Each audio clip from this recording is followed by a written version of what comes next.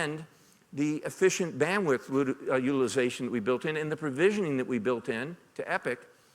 And what you see is near perfect scalability, not just on one socket through 32 cores, but all the way through a two-socket 64-core implementation using the spec int rate benchmark, a very commonly used benchmark indicative of a typical workload.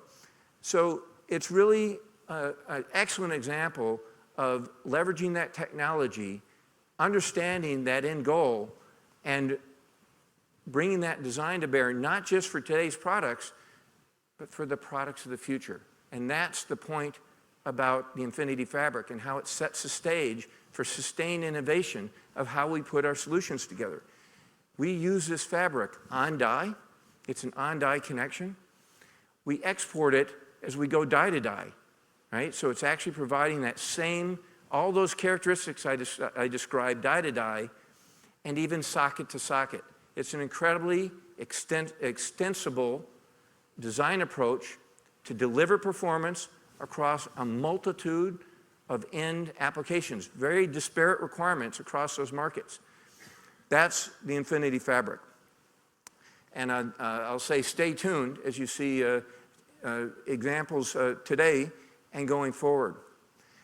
And I'm going to tell you just how important that is in really the next section as I talk about our roadmap.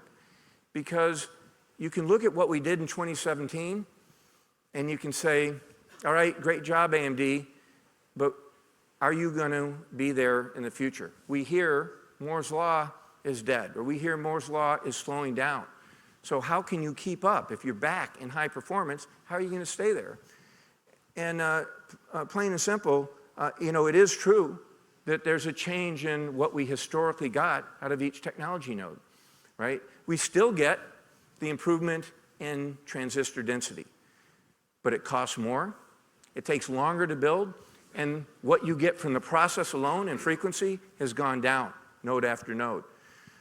So what we see going forward is that you need to do something different. You still need each new process node, you still need each of those generations, but you've got to design smarter. You can say, oh, I've heard that before, design smarter, but I'm talking about very specific approaches of how you bring those IPs together, how you design from a system perspective to deliver performance. It is about how you integrate, how you leverage each of the components and bring it together to provide end value. It is about enabling it with software application, and then, of course, system design. How do you understand the problem you solve and bring accelerators and other architectures to bear to stay on the pace of Moore's Law? That's what Moore's Law Plus is even though we're not getting what we used to from the semiconductor technology alone, staying on that pace of generational performance improvement with design, marrying design with process. And I'm going to tell you exactly what that means to us, because we're not waiting. We're along this path. The Infinity Fabric, as I just described to you, is a key piece of giving us that modularity, that flexibility to architect solutions based on the segment that we're going after. Packaging, we're shipping multi-chip modules today, 2.5D packaging today, more advanced packaging techniques in the near future. Working with the industry. AMD, we're not about creating a top-to-bottom proprietary solution. That's not what we are. We're about collaboration. And on Interconnect, we are founding members of both Gen Z and CCIX to deliver high-performance connectivity and rack scale to the industry in collaboration with other partners. And of course, the optimization of our implementation, our physical design implementations. On the software side, again, we're about having very high-performance software solutions, but doing it in an open fashion. We use the open source LLVM as a base to create our AMD optimizing C and C++ compiler, which will be out there in advance prior to our EPYC product shipment. You heard from Lisa about MI Open, the advanced frameworks for our Radeon Instinct, and the whole Radeon Open Compute platform underneath it. And then from a system design, look at the detail and the performance you're going to see later in terms of Radeon Instinct as well as how we're leveraging memory technologies with our graphics to accelerate performance. And then more recently, we just acquired wireless interconnect IP with Natero, which will give us millimeter wave technology, which we can apply in the exciting areas of VR and AR, where you want to cut the cord and have a very high quality of service for connectivity. So when you look at where we are, we're not just pointing to the fence. We're not pointing to the future. We're already in this world of Moore's Law Plus. The products that we're rolling out in 2017, when you look at those stacked high bandwidth memories, high bandwidth memory 2, which is on the Vega architecture. When you look at the configuration that we have with EPYC to connect not only our CPUs and a high configurability and scalability, but seamlessly peer-to-peer connection with accelerators, Radeon Instinct accelerators. So we're positioned to stay in a Moore's Law pace, but are we positioned foundationally with our engine, our core roadmaps? And the answer is, we did not work for the last 4 years to get back in high performance to let there be any skip of the beat of our roadmap. So what we've done is we've invested in leapfrogging design teams. We're well into the design of our next generations. Zen has been shipping since March in Ryzen. That team's already been on the next generation for over a year. We had a leapfrog, a skip design team that had already started Zen 3 months in advance.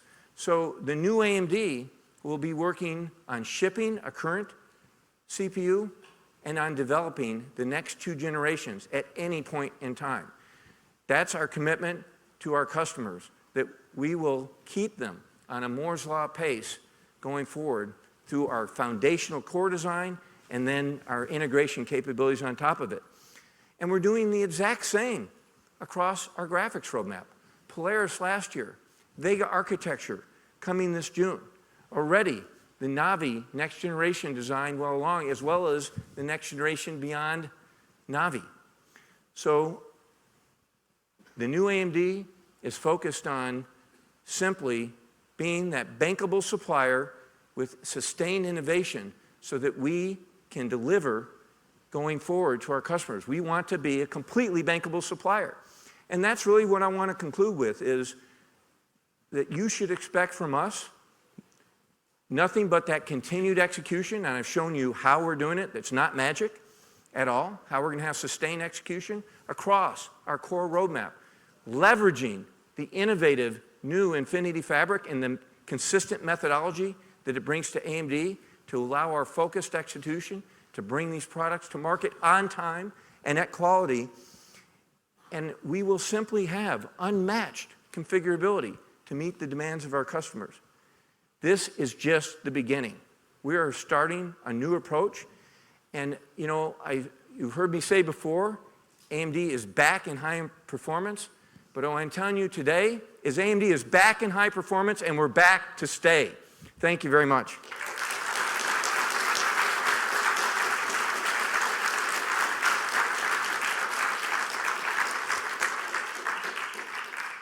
Thank you. And with that, I would like to bring up my colleague, Jim Anderson, so we can get an update on our CG business. Hey, thank you, Mark. Appreciate it. Thanks. Thanks. Good afternoon. So as you can see, Mark has lined up just a fantastic technology pipeline for us. And so what I'll talk about today is how do we take that technology pipeline and translate that into really the strongest product lineup that we've had in years for the computing and graphics business. So I joined AMD about 2 years ago. It's about 2 weeks to my 2-year anniversary, and it's been a great experience. And a couple things struck me when I joined AMD. The first one was how large the market opportunity is for us in computing and graphics. If you look at client compute, $28 billion TAM. And yes, of course, that TAM isn't necessarily growing, but for us, that is a growth opportunity because we can gain share in that TAM and we can gain share and grow revenue. And then in discrete graphics, an $11 billion TAM. And that TAM is growing, and that TAM spread across immersive platforms and data center compute. So 2 large, big markets. And then the other thing that struck me is how much of that market is concentrated in the high performance segment, so high performance premium segments of the market. And so for us, that's what you'll hear from us today, is how we're taking those technologies that Mark just talked about, the Zen core, the Vega core, and bringing those into those high performance segments of the market and driving revenue growth and profitability gain. And we've already made some good progress to date. Even before we launched Ryzen or we launched Vega, even in 2016, we made some good progress. So 9% year-over-year growth in computing and graphics. And actually, over some of the most recent quarters, just recently, we've been growing revenue by double-digit percentages on a year-over-year basis. In fact, in our most recent quarter in Q1, we grew revenue by 29% year-over-year. So good progress to date, and with the introduction of Ryzen and the coming Vega, that's just going to continue to fuel the good momentum in computing and graphics. But for us, it always starts with the products. It always starts with the foundation, which is always the products. And this year is actually just a really tremendous year for us in terms of product introductions. And I'll walk through that today. And we'll talk about both client compute and discrete graphics. I'll walk through the product introductions for client compute, and then Raja will come up and talk about discrete graphics. But the business goals for both of these product lines are the same. We're using that new technology, these new high-performance cores to re-enter the premium segments of the market, the high-performance segments of the market, to then gain share in those segments, and then that's going to drive ASP growth, margin expansion, revenue growth, and profitability. Okay? So let's talk about client compute. And let's start with the market structure. And so this is the PC CPU TAM. And with Ryzen, it's really a game changer for us in the market because Ryzen allows us to really address this high-performance premium segment. Before Ryzen, AMD's market position was really concentrated more in what we would call mainstream and below. So a mainstream PC is a PC that would sell for maybe $400 or $500 or less. And in this market segment, yes, it's a large unit TAM, but it's actually a pretty small portion of the revenue TAM and an even smaller portion of the margin TAM. Now with Ryzen, that all changes. With Ryzen, we now attack the premium segment, the high performance segment. And this is still a large number of the units, a large amount of the unit TAM, but the vast majority of the revenue TAM and even more of the margin pool. And so that's really what our focus is with Ryzen going off and attacking this premium segment of the market. So that's what I want to walk you through today. I want to walk you through how we're rolling out Ryzen across all of those different premium segments. And as we roll Ryzen across those segments, both consumer and commercial, premium desktop and premium mobile. In premium desktop, we'll add about $9 billion of market coverage as we roll Ryzen out to that part of the market. And then in premium mobile, we'll add another $10 billion of SAM expansion and market coverage for a total of almost $20 billion of increased market coverage. And so I'll walk you through each one of these segments, but I want to start with the part of the market that we've already introduced Ryzen to, and that's the premium desktop, the consumer piece of that market. And we committed quite a while ago to deliver Zen to this part of the market in Q1 of this year. And that is exactly what we did. We executed to our commitment. We introduced Ryzen 7 at the beginning of March. We introduced Ryzen 5 at the beginning of April. And we're going to introduce Ryzen 3 in the third quarter of this year. So we've introduced actually 7 versions of Ryzen to date. And if you look at those 7 processors that we've introduced to date across Ryzen 7 and 5, you'll see that we're delivering just disruptive levels of performance to the market, disruptive levels of really setting a new bar of performance in this premium portion of the market. And the reception from the market so far has been great. The reception from end users has been really great. We've gotten great support from the ecosystem. Just a couple examples of the ecosystem support we've gotten. Over 90 motherboards now in market supporting Ryzen 7 and Ryzen 5. Over 200 system integrator systems across the world based on Ryzen. These are kind of specialty PCs, a lot of times high-end PCs that are made by little PC manufacturers across the world. So great ecosystem already. And then I'm very pleased to announce today, for the first time ever announcing this, is that Ryzen Ryzen desktops will be launched by all 5 of the top PC OEMs by the end of this quarter. So that's, it's great support from not just the channel partners, but also the PC OEMs. So we're really happy with the initial introduction of Ryzen. But I think what really is fueling that great support from PC OEMs, from the channel, is the strength of the product itself. So as I mentioned, we've introduced 7 different versions of Ryzen to date. These are the 7 versions shown here. And what this is showing is each one of those different versions of Ryzen compared against their nearest priced Intel competitor product. So the Intel processor that's of the closest price. And what you can see here is we're showing relative multi-threaded performance. This is multi-threaded, this typical benchmark, Cinebench NT, very common benchmark. And what you can see is in this premium segment, this higher performance segment, up and down the stack, across the price points, we're delivering just phenomenal levels of performance above and beyond our competitor. And in some cases, actually almost disruptive levels of performance, way above 50%. And so this is really why we're seeing great support, not just from the end users, but the PC OEMs as well. And I want to zero in and dive into just a couple specific examples, 2 processors in particular that are kind of the more common higher volume processors. And I want to give you a sense of not just benchmark performance, but what are real end users experiencing with Ryzen. So let's take a look at that. Let's take a look at the first example. So the first example is shown here. And Ryzen is not just winning on one benchmark, it's winning across a wide range of end user applications. So what this is showing is, this is third-party data, so this is public data that's available. And this is showing Ryzen is in the orange line, Intel in the blue line, and this is showing relative performance. So the further out the line is, the better the performance. And this is doing a comparison of Ryzen 7 1700 against Intel's Core i7 7700K. And you can see we're delivering just an incredible amount of performance advantage to the market. These are 2 processors that are at about the same price in the market, actually retail price of about $330. So in prosumer applications like video encoding, content creation, encryption applications, significant performance advantage.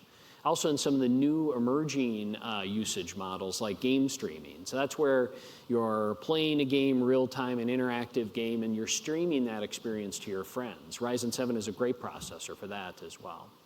Also a great gaming processor, really good experience in premium gaming, 4K, VR, as well as the lower resolution gaming.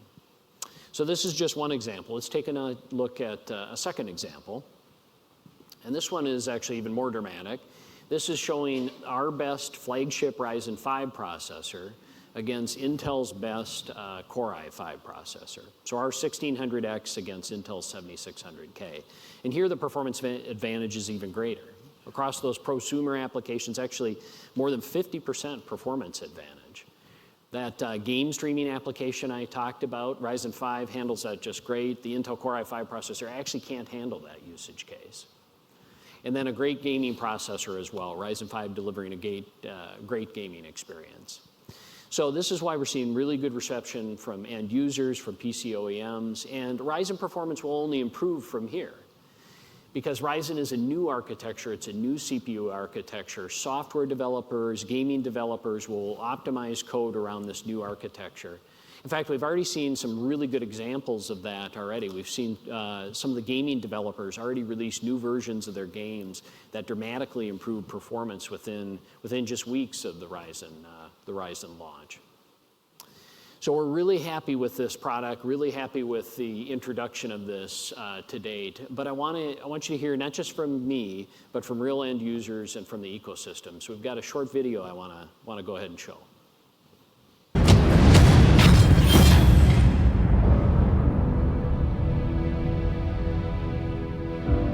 We wanted to disrupt the PC market. We wanted to bring innovation, choice, and performance to as many people as possible. The best starts now. The time for Ryzen has arrived.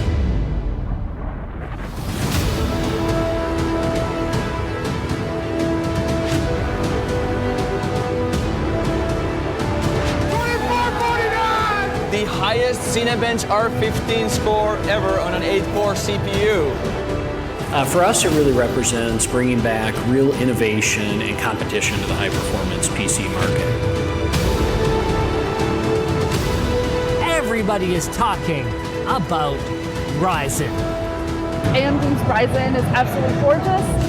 I felt like my gameplay was elevated. I'm running this on the Ryzen 7 1800X. I am running the game, Twitch, OBS, encoding, Twitch in the background for music, and I have Reblo up and I have Chatty up. I hope you guys can see how smooth everything is with Ryzen. Wow, this is really quite responsive. What I've seen today, I'm pretty impressed.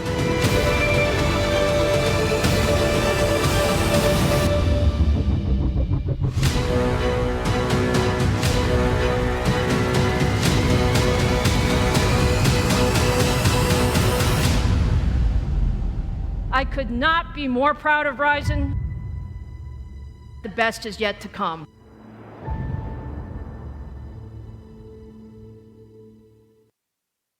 Okay, so Ryzen is off to a great start in our first market segment, the premium desktop in consumer. But let's talk about how we take that same Ryzen technology across the rest of the premium high-performance market. The next segment I want to talk about is premium mobile. This is another very large, very important part of the market. And so let's take a look at how Ryzen does in this segment.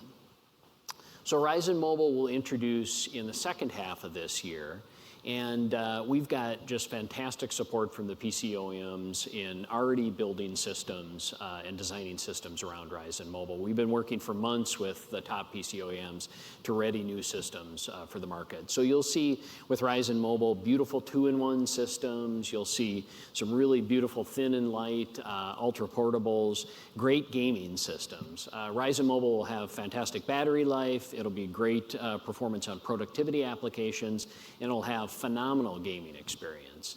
You'll be able to get just a great AAA PC gaming experience on a thin and light gaming notebook. And so great support from the PC OEMs, and the reason for that, again, is the strength of the product itself. So I want to talk a little bit about Ryzen Mobile that will launch later this year.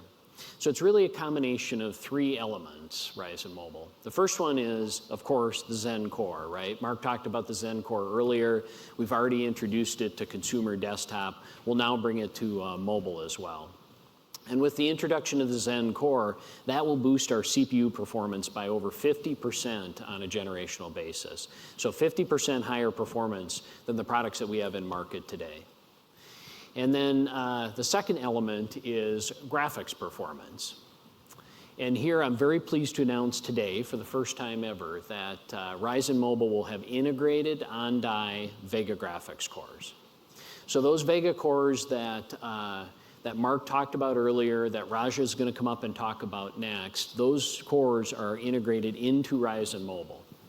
Those Vega cores will provide an over a 40% graphics performance boost, generation over generation.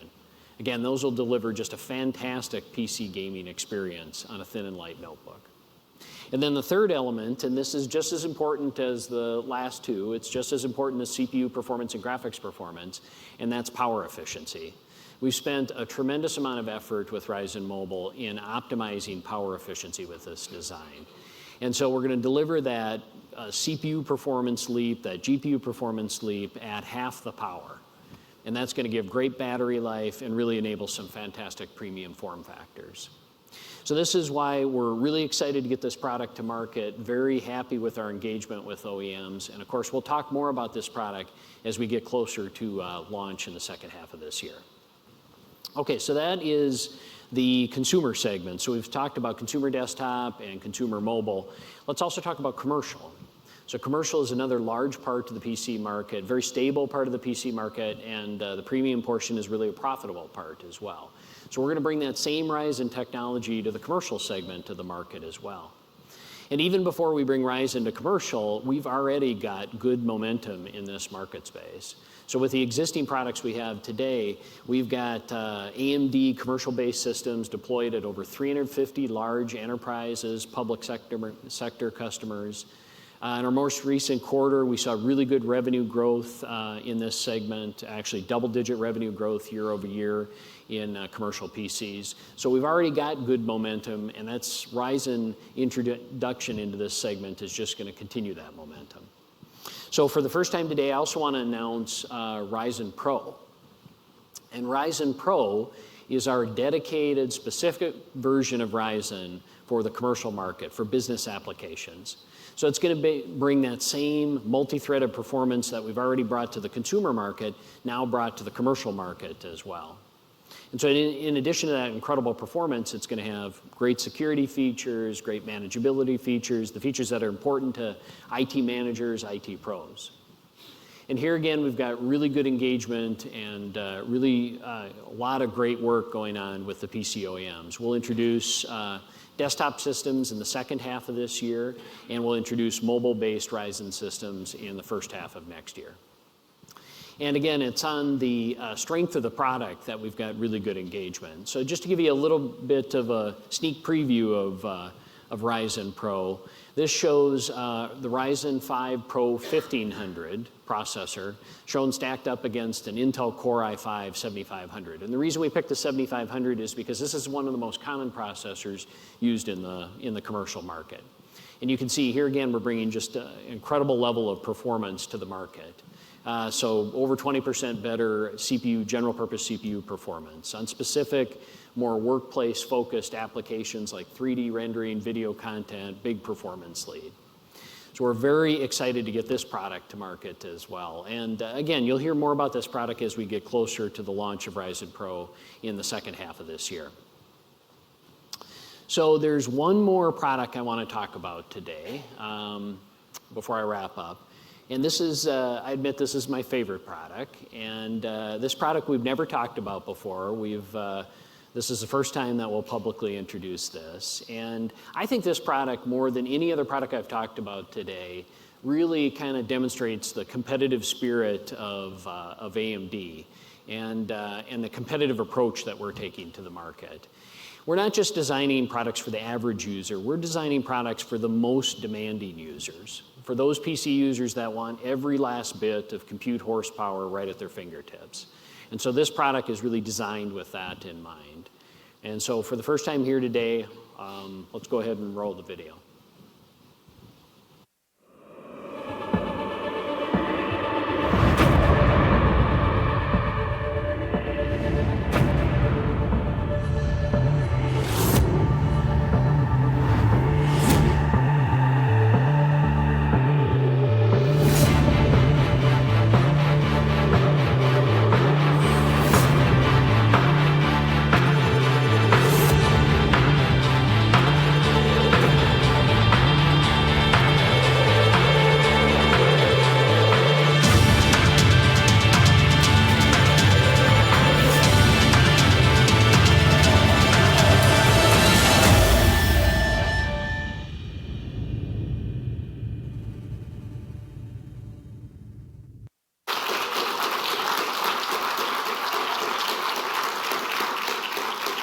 Okay, so we call it Threadripper, Ryzen Threadripper, and it's coming this summer. And Ryzen Threadripper is targeted at the absolute ultra high end of performance in desktop. And it's got up to 16 cores, 32 threads. That's twice as many cores and threads as we introduced just a little over 2 months ago with our Ryzen 7 processors. That's also over 60% more cores than our competitor has in their highest end desktop processor in market today. So just a phenomenal level of performance that we're bringing to the market. And it also comes with in a brand new high-end desktop platform. And we'll talk more about the platform in the future, but it'll expand our memory bandwidth, I/O bandwidth, a great new high-end desktop platform. And this, again, we're building this for the users that demand the ultra performance of in the high-end desktop space at their fingertips. And we're very, very excited about this product. I can't wait to get it to market. We'll talk more about this product in a couple weeks at Computex in Taipei, but really excited about this. Okay, so with that, I'm going to wrap up. As you can see, we've got a busy year ahead of us. We've introduced just the first phase of the Ryzen rollout. We've got multiple different versions of Ryzen that we need to roll out this year and over the next 12 months. But at each one of these segments, we're bringing disruptive levels of innovation, performance to the market. And so with that introduction of Ryzen, still our business goals are very clear. To re-enter these high-performance segments, to gain share in those high-performance segments, to drive ASP uplift with that, margin expansion, and ultimately drive revenue growth and expanded profitability.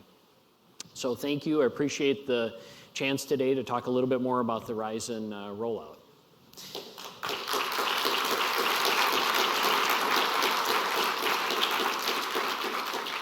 So with that, it's my pleasure to introduce Raja Koduri, my good friend, and he'll talk more about the discrete graphics roadmap. Thanks, Jim.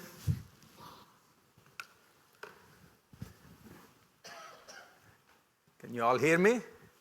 So I got the 2:30 slot. I'm between you and some good cookies or coffee or whatever is standing outside. And you know, this is a good time if you want to just stand up and stretch. You know, I won't be offended. You won't be leaving. Now, before I talk about graphics, I don't think the world actually really realizes how disruptive Threadripper and Naples are going to be. I mean, forget about rest of the world, just my world in graphics, right? My world in graphics. When you have the CPU get disrupted that way, where I have double the number of cores, quadruple the number of cores, ton of I/O, you know, many bottlenecks go away. The full potential of some of the things that we've been building on the GPUs get realized. So that's super, super exciting. So, you know, I can spend the rest of my 30-minute slot just talking about CPUs, you know, and I don't need slides for that in there. But I'm going to talk about, you know, I'll tell you a little story. It's a beginning of a book that I thought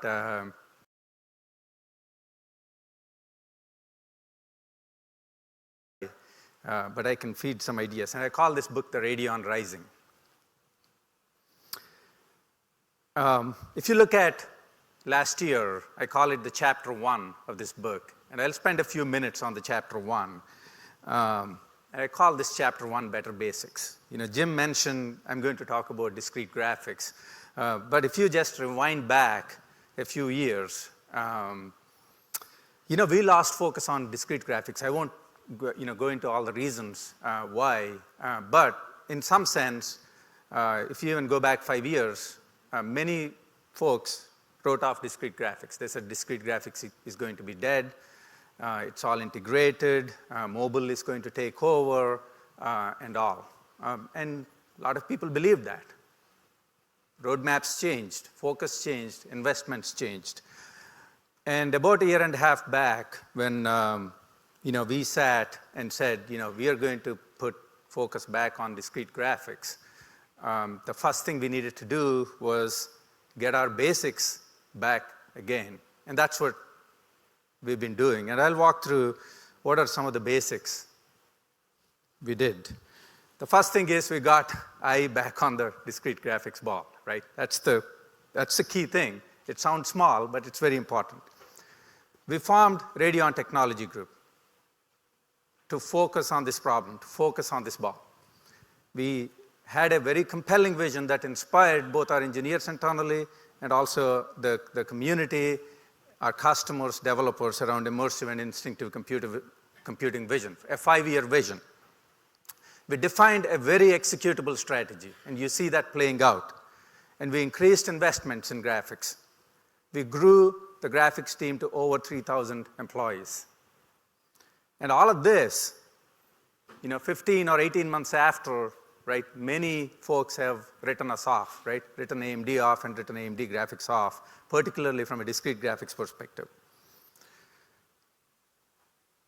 Now, you saw the story played out, right, throughout the year. We introduced Polaris. over 3x performance per watt. Basics, performance, power, packaging, programming model, those are all basics for graphics. We improved the basics, 3x performance per watt. We differentiated.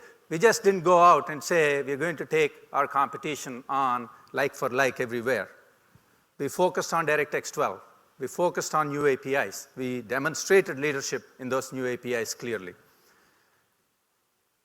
We put our energy behind free standards, FreeSync in the monitor ecosystem. 2 years ago, nobody would have imagined that there'll be 100 different monitors with FreeSync support.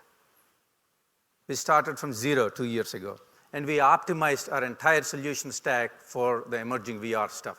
Better hardware, better basics on hardware we demonstrated. Now software, as you all know, is 50% of the story in graphics. What did we do over the last year? Fix the number one ask that the community had. We had 30 new titles supported by our drivers, optimized by our drivers on day one. And that, just to give you a perspective, in 2015, we did 8. So we were 4x better in doing our basics right in gaming software. We invested in professional graphics. We increased the number of certification. What does the professional customer ask us for? Be robust in your certifications. Make sure there is no tool that does not support AMD Radeon GPU. We invested in the ecosystem. We have eliminated 99% of the gaps that we had in the ecosystem versus our competition in professional graphics. And towards the end of last year, we also announced our open computing stack, laying the foundation for compute, which I will talk a lot about rest of my presentation. And underlying all of this stuff, we took an open software approach, and that made us near and dear to a lot of different communities. Now, I said better basics in hardware, better basics in software. We also did better basics in our marketing.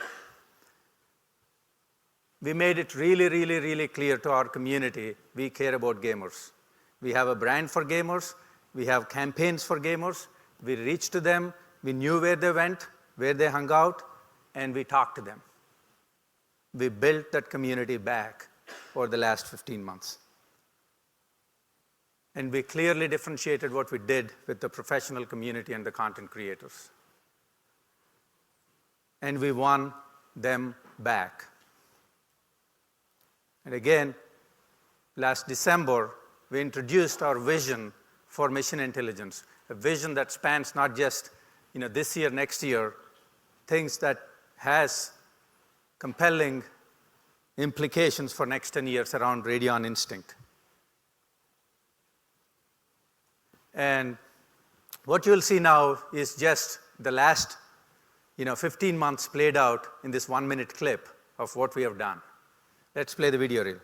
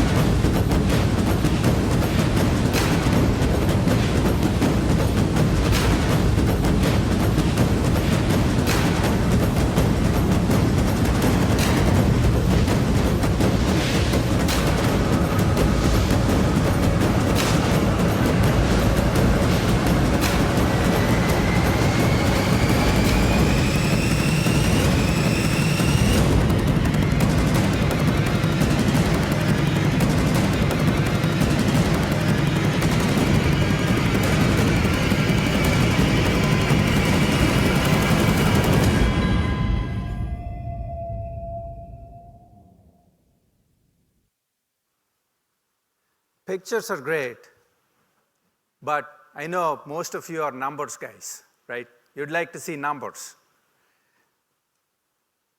the result of us getting our basics right, and even with a focus that is not as broad as sometimes you wanted it to be, and the segments you wanted us to go after, if you look at the results, in the segments we focused on, which is the 84% of the TAM, sub $299 desktop, we gained 10 points year over year in Q4. And if you look at the overall desktop GPU share, the entire year, we gained over 7 points. And remember that Polaris impact was only on the second half of this year, or of last year. So that's what we did. But that's chapter 1. What's the opportunity ahead of us? If you look at it, we haven't participated in some really interesting high margin segments. The ones all in the gold here. If you do the numbers, this is 15% of the volume, but holds over 66% of the margin dollar. So a lot of dollars sit here. We have an opportunity to go after this segment. We can play in this segment, but we also understand that just because I stand up here and say, hey, I want to play in this segment, the customers are not going to show up and give me the dollars, right? Margin dollars are hard to get at. And we understood that we have to do the chapter 2. In chapter 2, you're seeing the beginning of the chapter 2 today. I call it going beyond the basics. You want to go after this margin dollar. You want to play in these big leagues. You got to do it right. You got to get your performance up every year. You got to get your power efficiency up every year. You got to get your software better, more robust every year, but that's just not enough. You got to disrupt the incumbents with some things, problems that they don't solve.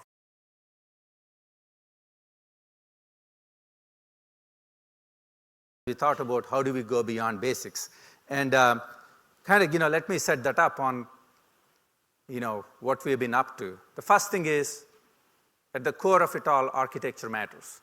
Our architecture is optimized for years around gaming and CAD applications, professional workstation applications, design, et cetera, et cetera. And this continues to be important. By the way, this will continue to be important for a long time, right? Gaming will be there forever. We may not agree on many things with our competitor, but we do agree that one day everyone in this world will be a gamer. That much we agree. So these things matter, and we continue to do that. But then we looked at what is happening in the world outside this. What are the big problems? The data set sizes everywhere in all domains are rapidly increasing. Everywhere. It's crazy. In our traditional immersive world, everyone wants to get to this rich, lavish virtual worlds. We know how to get there, but the sizes of the data sets are huge. If you go to the content creation world, the same thing. People want to create with this level of detail, and the keyword, the operative word, real time. They know how to make this image. Hollywood has been making images like this for maybe nearly 10 years.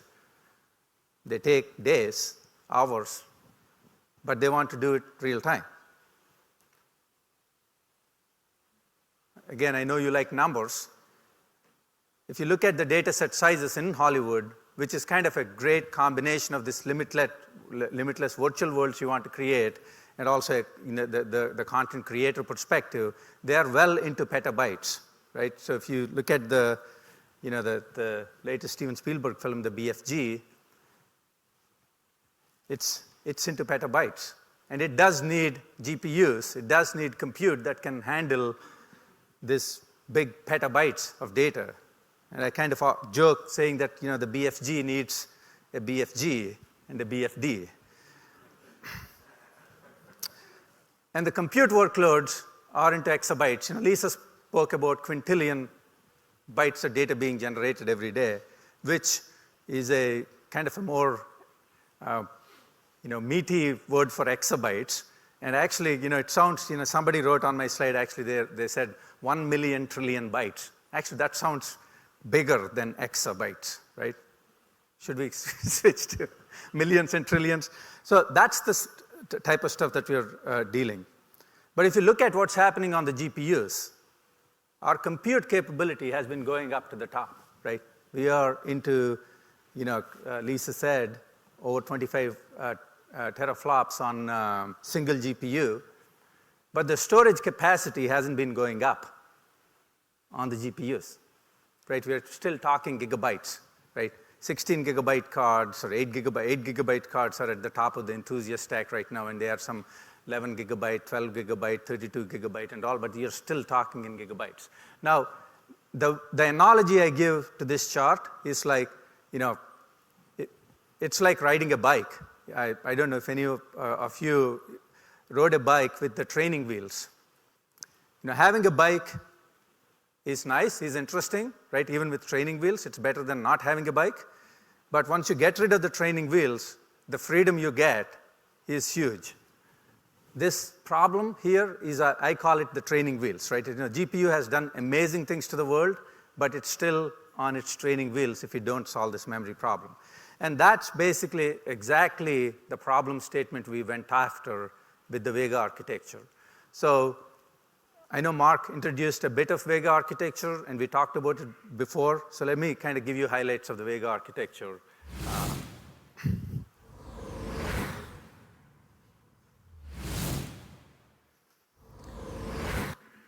So with Vega architecture, the high bandwidth cache controller, right? We invented the next evolution of what was called VRAM, or GPU memory. The high bandwidth controller effectively doubles and sometimes quadruples, as you'll see in the demo in a couple of minutes, of the memory that you have. With the new programmable geometry pipeline, we can handle data sets, geometry data sets that are 2x, 3x, 4x more complicated than any architecture before. In fact, data acquisition these days has become so cheap that if you have an iPhone 7 with the depth sensor, you can collect data that can help you build very complex geometry worlds. It has become that accessible.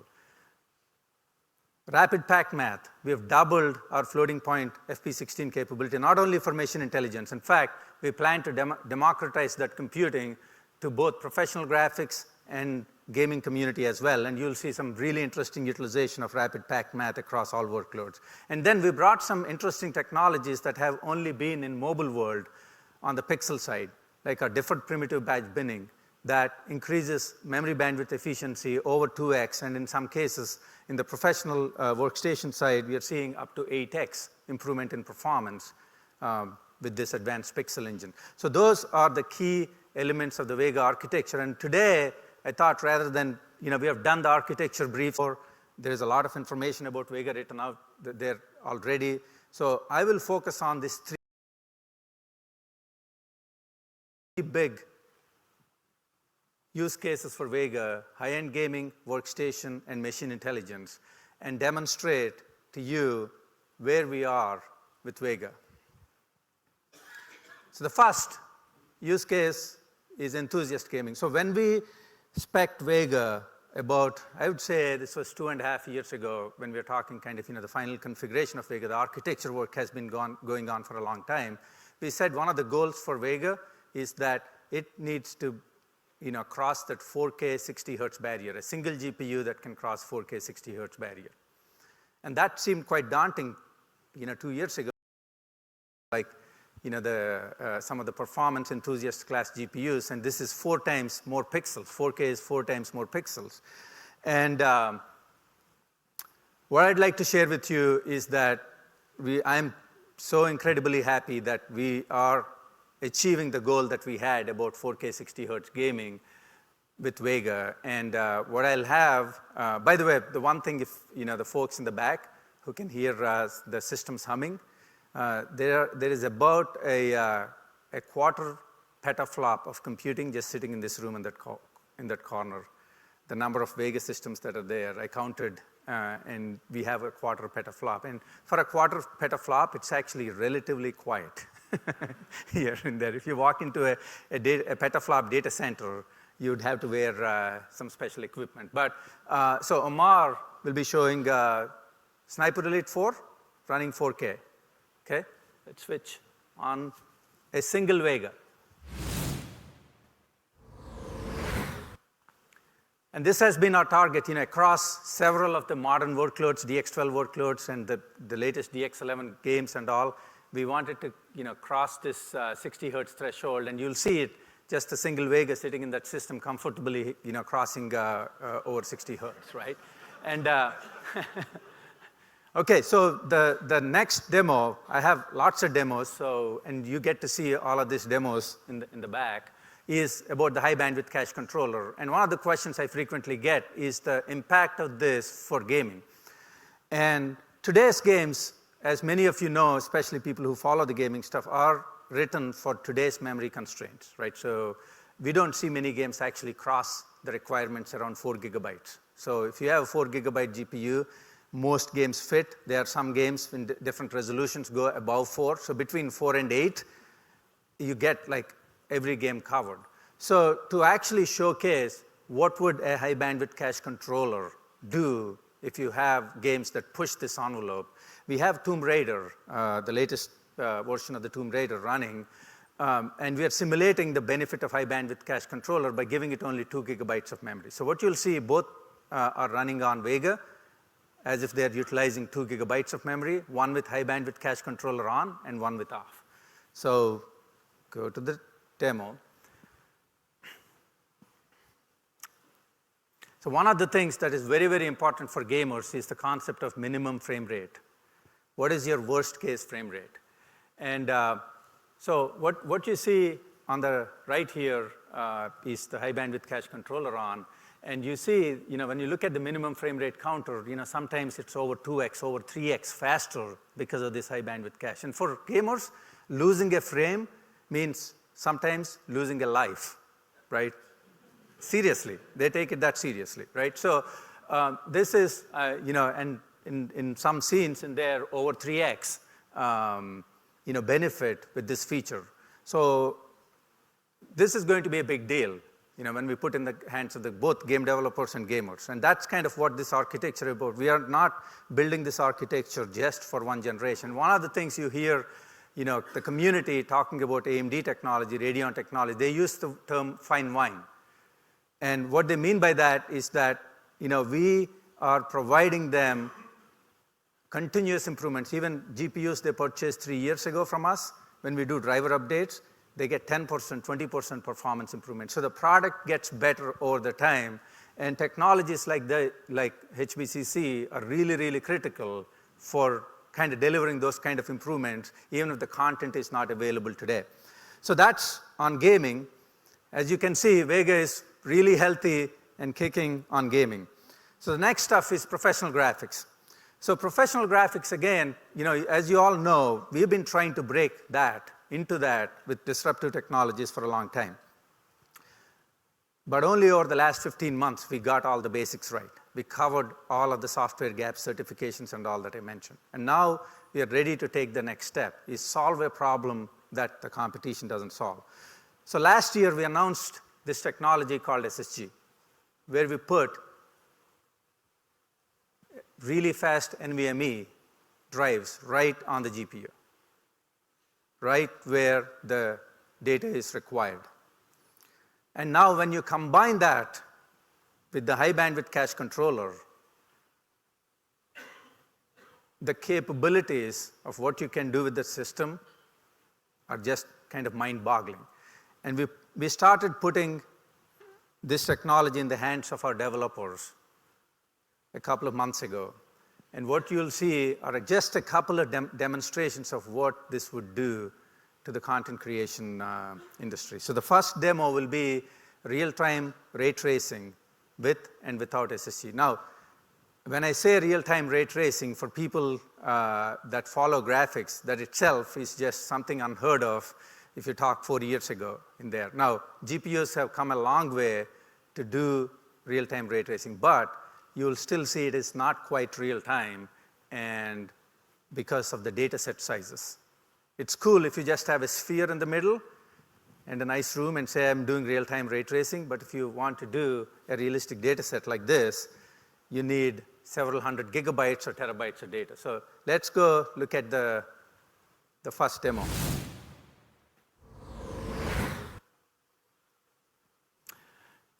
So what you're looking at here on the left, both are real-time path traced running on the GPU with our ProRender software, and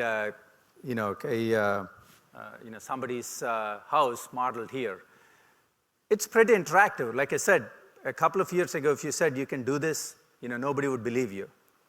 Now let's go to the right with SSG on. Omar, move this.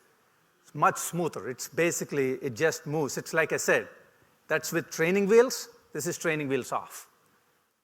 And that's what the creator wants, right? Training wheels off, the amount of creativity it gives them and the flexibility it gives them. And that's kind of, very, very disruptive for a content creation guy. And if you are in this community, you would know. Let's go to another demonstration of this capability. Omar would need like a couple of seconds to set up. And this is actually changing the Adobe Premiere workflow. So we've been working with Adobe on SSG, and they've integrated SSG capability into Adobe Premiere. And as you know, dealing with high-resolution video, 4K video, like a 22-minute episode that you cut for like a TV show, is 2 terabytes when they edit, when they deal with raw data. That's 2 terabytes just for a 22-minute. And now, actually, the whole Hollywood workflows, they're changing to 8K. They want to actually capture 8K, process in 8K, and then master in the end to whatever is the resolution they distribute, right? Because they want to preserve the resolution throughout the editing process. That's how you get very, very high quality. So an 8K video, if it's a 22-minute clip, is 8 terabytes of video. You can't load that on any GPU. You're talking gigabytes on a GPU. There are 8 terabytes of video that you have to deal with. So here we have a small demonstration of what SSG would do for video. So on the left here with SSG off and 8K, this is an 8K video clip. It's actually just kind of, it feels weird for me to say 8K video loading on a PC because, again, a couple of years ago, you couldn't even load this on a PC. It's playing, but it's dropping frames. You can see it's dropping frames. Now come over to the right and run SSG on. No dropped frames. Every frame that has been captured on the camera is playing back in the editor. And that's, like I said, again, training wheels on, training wheels off. Right? That's what SSG is going to do when combined with Vega and the high bandwidth cache controller technology. So that's one of the demonstrations. And we have about half a dozen of these things I call disruptive for professional graphics that we have lined up this year. That you'll hear more about it at SIGGRAPH, which will be coming up in a couple of months. And so that's SSG on, SSG off. But the next topic, and I know this is what many of you are here for, right? I saved the best for the last, is machine intelligence.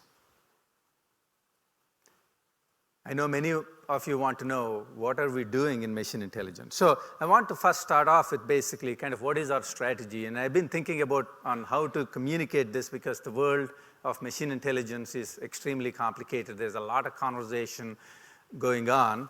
And so I kind of, start off with what I call the mountain diagram in there, right?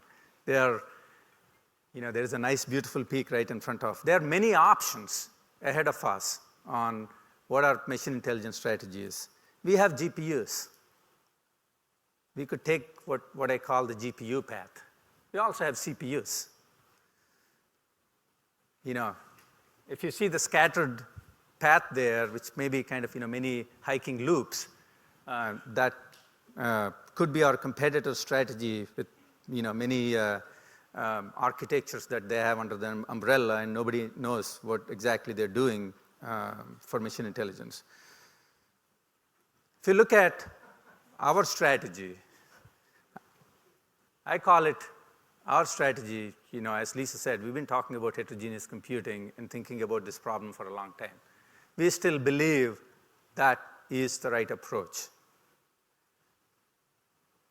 And I'll get back to this picture after I demonstrate a few things. So keep this in mind. Our goal is to get to that summit. We can get in many different paths. We can go after many small hills with GPUs or just CPU alone approaches. But in one sentence, if you ask me, what is AMD's strategy for machine intelligence? We want to get to that peak.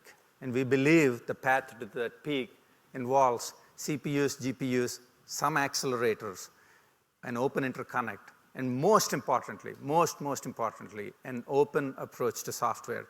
Imagine the world if you kind of rewind back to 1997, before the explosion of web and the data center, if there was no Linux, right? And if you had to rely on some companies to get their servers or server software right, where would the world be? That's exactly what you need to be thinking when you think about machine intelligence and GPUs and open ecosystem. Now, we've been working on the software stack for a while. We have talked about this stuff. We have built a great foundation with our Radeon Open Compute platform. We have support for emerging heterogeneous computing C, C++ software, HIP, which supports CUDA on AMD platform. We have OpenCL, which we have had support for 7 years now, and we also have support for Python. And on top of it, this is the key, middleware and libraries. This is what enables machine intelligence software. On top of that, we have the machine intelligence frameworks, cafes, TensorFlows, and all of this running. And we have been chiseling away one framework after another, enabling all of this stuff on top of our platform. And you have machine intelligence applications running on top of these frameworks. So what you'll see today is demonstrations of where we are both in our hardware and software. So before I go there, let me introduce, for folks who are not familiar with deep learning and deep learning benchmarking, a benchmark called DeepBench. This is developed by Baidu. And if you look at the web page, it says this is a benchmark to benchmark which hardware provides the best performance on basic operations for training deep neural networks. And if you look at the current, this is publicly available data, the Intel Knights Landing, which is their machine learning accelerator today, does this workload in 569 milliseconds. NVIDIA's last generation does it at 288, almost over 2x faster than the Intel architecture. The NVIDIA Pascal is another impressive more than 2x faster than their Maxwell generation. Pretty impressive set of results by GPUs. No wonder you look at this chart, you should have no doubt in mind why GPUs are dominating this stuff. But what's wrong with this picture? There is no AMD. Where is AMD? We're not even in the conversation. We're not in the picture today. And I know many of you ask me about that. Many of you ask Lisa about that. Many of you ask rest of my colleagues about that. Where is AMD? We've been working away on this problem for a while. And what I'm going to show is incredible work of a small team of our engineers over the past year. And let's see this, where we are on DeepBench with our new architecture, running live. Again, doing live demos is always, huge risky.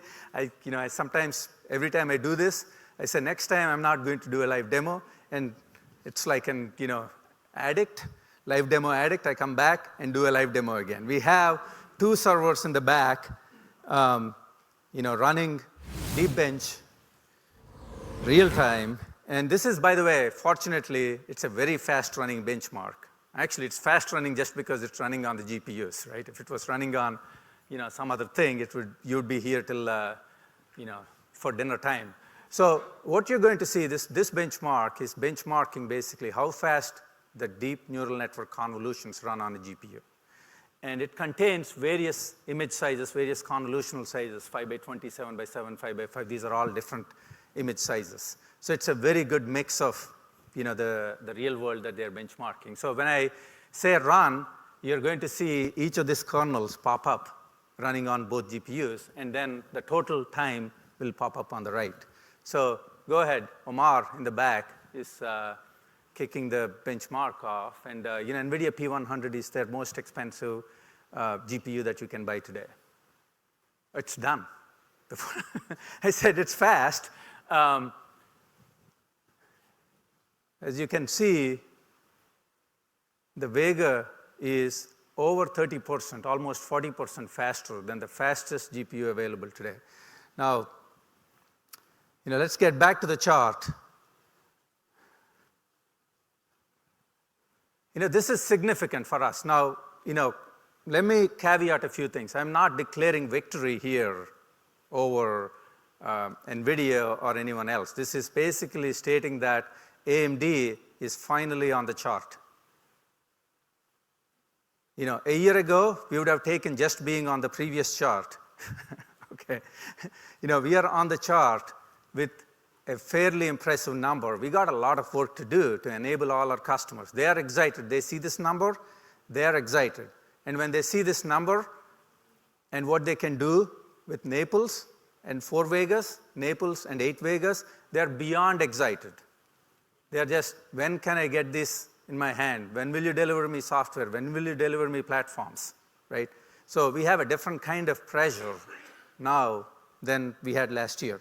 And, people ask us, NVIDIA, Intel have so much investment in these areas. How are you going to compete?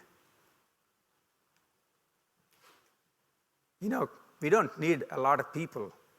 We don't need a lot of money. We need the right 6 people, right? The right 8 engineers to work on this. And by the way, that's what it took. It's not a lot of engineers, because to enable this machine learning frameworks, remember that there is this myth that there is this large piece of software that you need to enable. No. You need to enable TensorFlow. And TensorFlow calls a bunch of functions that are encapsulated in MIOpen. And MIOpen sits on top of our Open Compute library.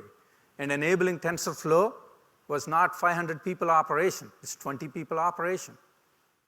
We do have 20 engineers. Remember I said we have 3,000 engineers? So we can definitely do that. And now, no presence of mine anywhere, whether it's social networks or stages or anything over the last 6 months, won't generate a lot of discussion around where is Vega? When are you launching Vega? And speculation, or even over the last week or so, if some of you have been following, there's a ton of speculation about Vega. We have talked about Vega, we talked about its architecture, we teased you on its performance, and now we teased you on its machine intelligence performance as well, which is spectacular. And now the question is, where is Vega? So there is Vega. There is Vega in the room. And before I show you that, I just wanted to read you this quote that is an inspiration for us. We just changed one sentence here, and I'll read it. We stand today on the edge of a new frontier, the frontier of machine intelligence, the frontier of unknown opportunities and perils. Beyond that frontier are uncharted areas of science and space, unsolved problems of peace and war, and so on and so forth. If you're JFK fans, you probably know this by heart. So with that, I'm going to announce the first edition of Vega. We are calling that Radeon Vega Frontier Edition today. And what this card is this is aimed at the data scientists, immersion engineers, the people who create immersive experiences, and the top-of-the-line product designers. These are the people that are not afraid to touch new technology and push it to the limits. So we have a really, really interesting strategy around this Radeon Vega Frontier Edition and on how to reach this creation community. And we'll be detailing this in quite amount of detail over the next several weeks. But I know you want to know more, right? So let me give you the specs and also availability. First off, it is coming late June. So this will be shipping and will be in the hands of our pioneers late June. And in terms of specs, we are comparing it to the current fastest GPU in our lineup, which is the Fury X, the last HBM GPU we've done. It's over 1.5x the peak teraflops of this GPU. That's the FP32 mode. It's over 3x machine intelligence flops, the FP16 flops, and over 4 times the memory footprint, which is, by the way, very, very important for the machine learning community. And that has been one of the issues with Fiji. Even the Fiji had very huge potential for machine learning performance, the 4 gigabyte HBM1 limit was a very limiting factor for us to gain any foothold with Fiji. Now we have a GPU that does not have that limitation and has spectacular performance, as we have demonstrated in Deep Bench. Now, I told you I have something here to show you. I do have a product.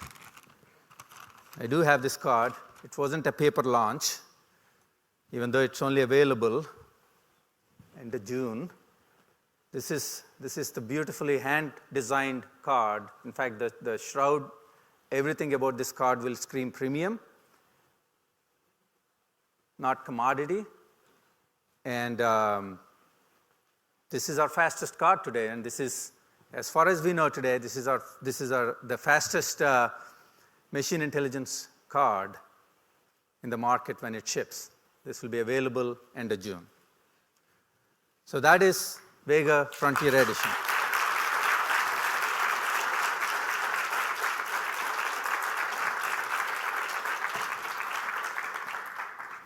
By the way, the chip underneath it, which you may have seen, is much smaller than this. This is impressive, the EPIC. Okay, so I said I'll come back to the mountain picture.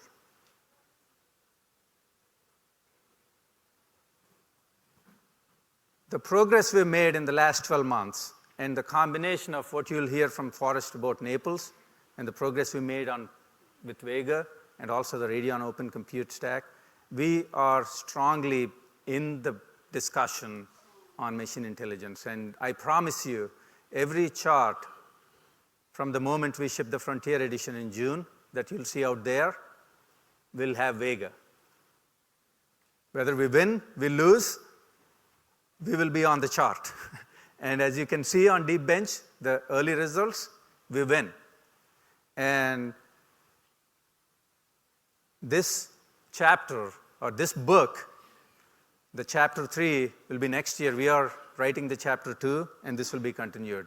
So thank you, and please make sure you get hands-on experience with all the Vega demos that are in the live area, in the cafeteria, right? Yes.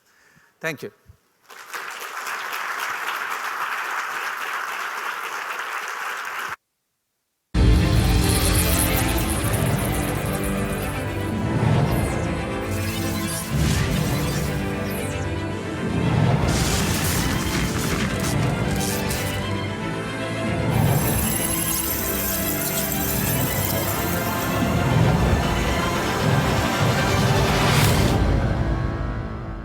Ladies and gentlemen, we will now take a short break from our program and resume in 15 minutes.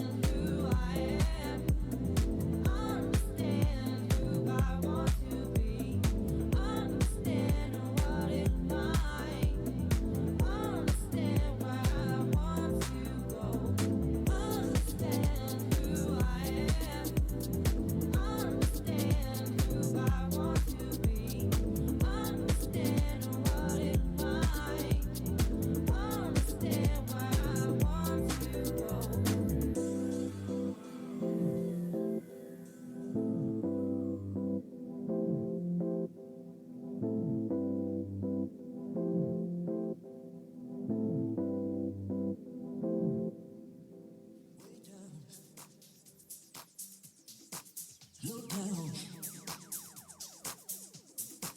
way down, deep inside.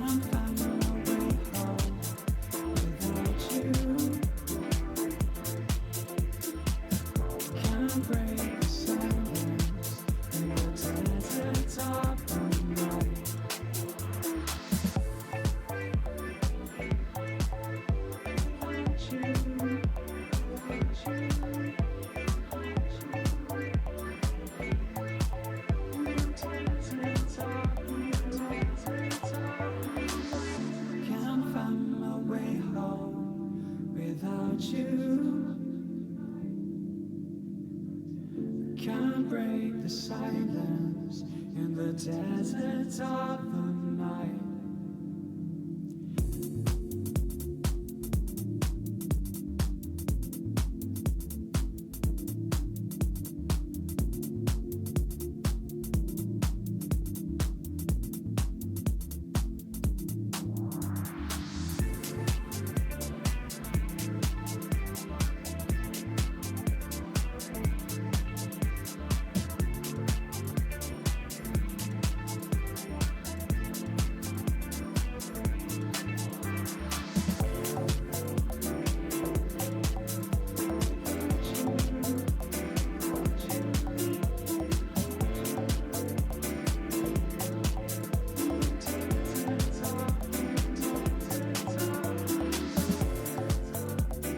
Ladies and gentlemen, our program will resume in 5 minutes. Please make your way back to your seats at this time.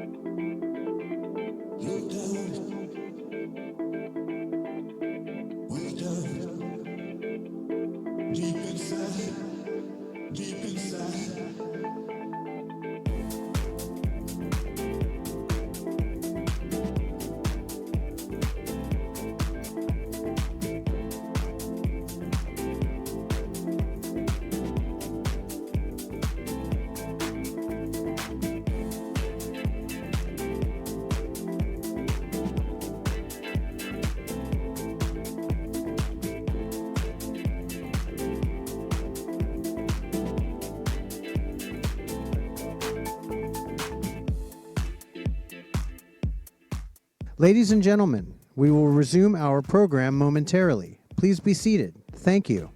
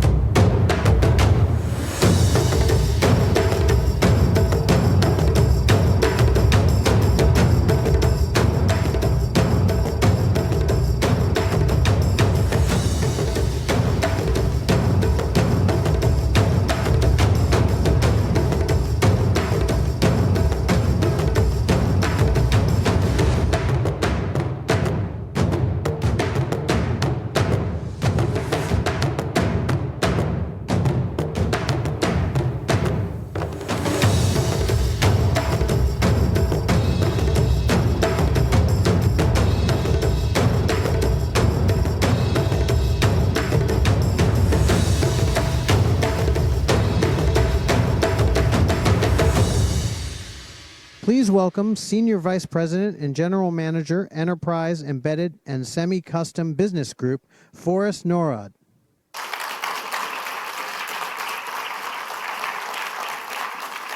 Hey, good afternoon. Welcome back. And I hope everybody enjoyed the break. I want to talk to you now about the second major area of the company, the unimaginatively named Enterprise, Embedded, and Semi-Custom Group.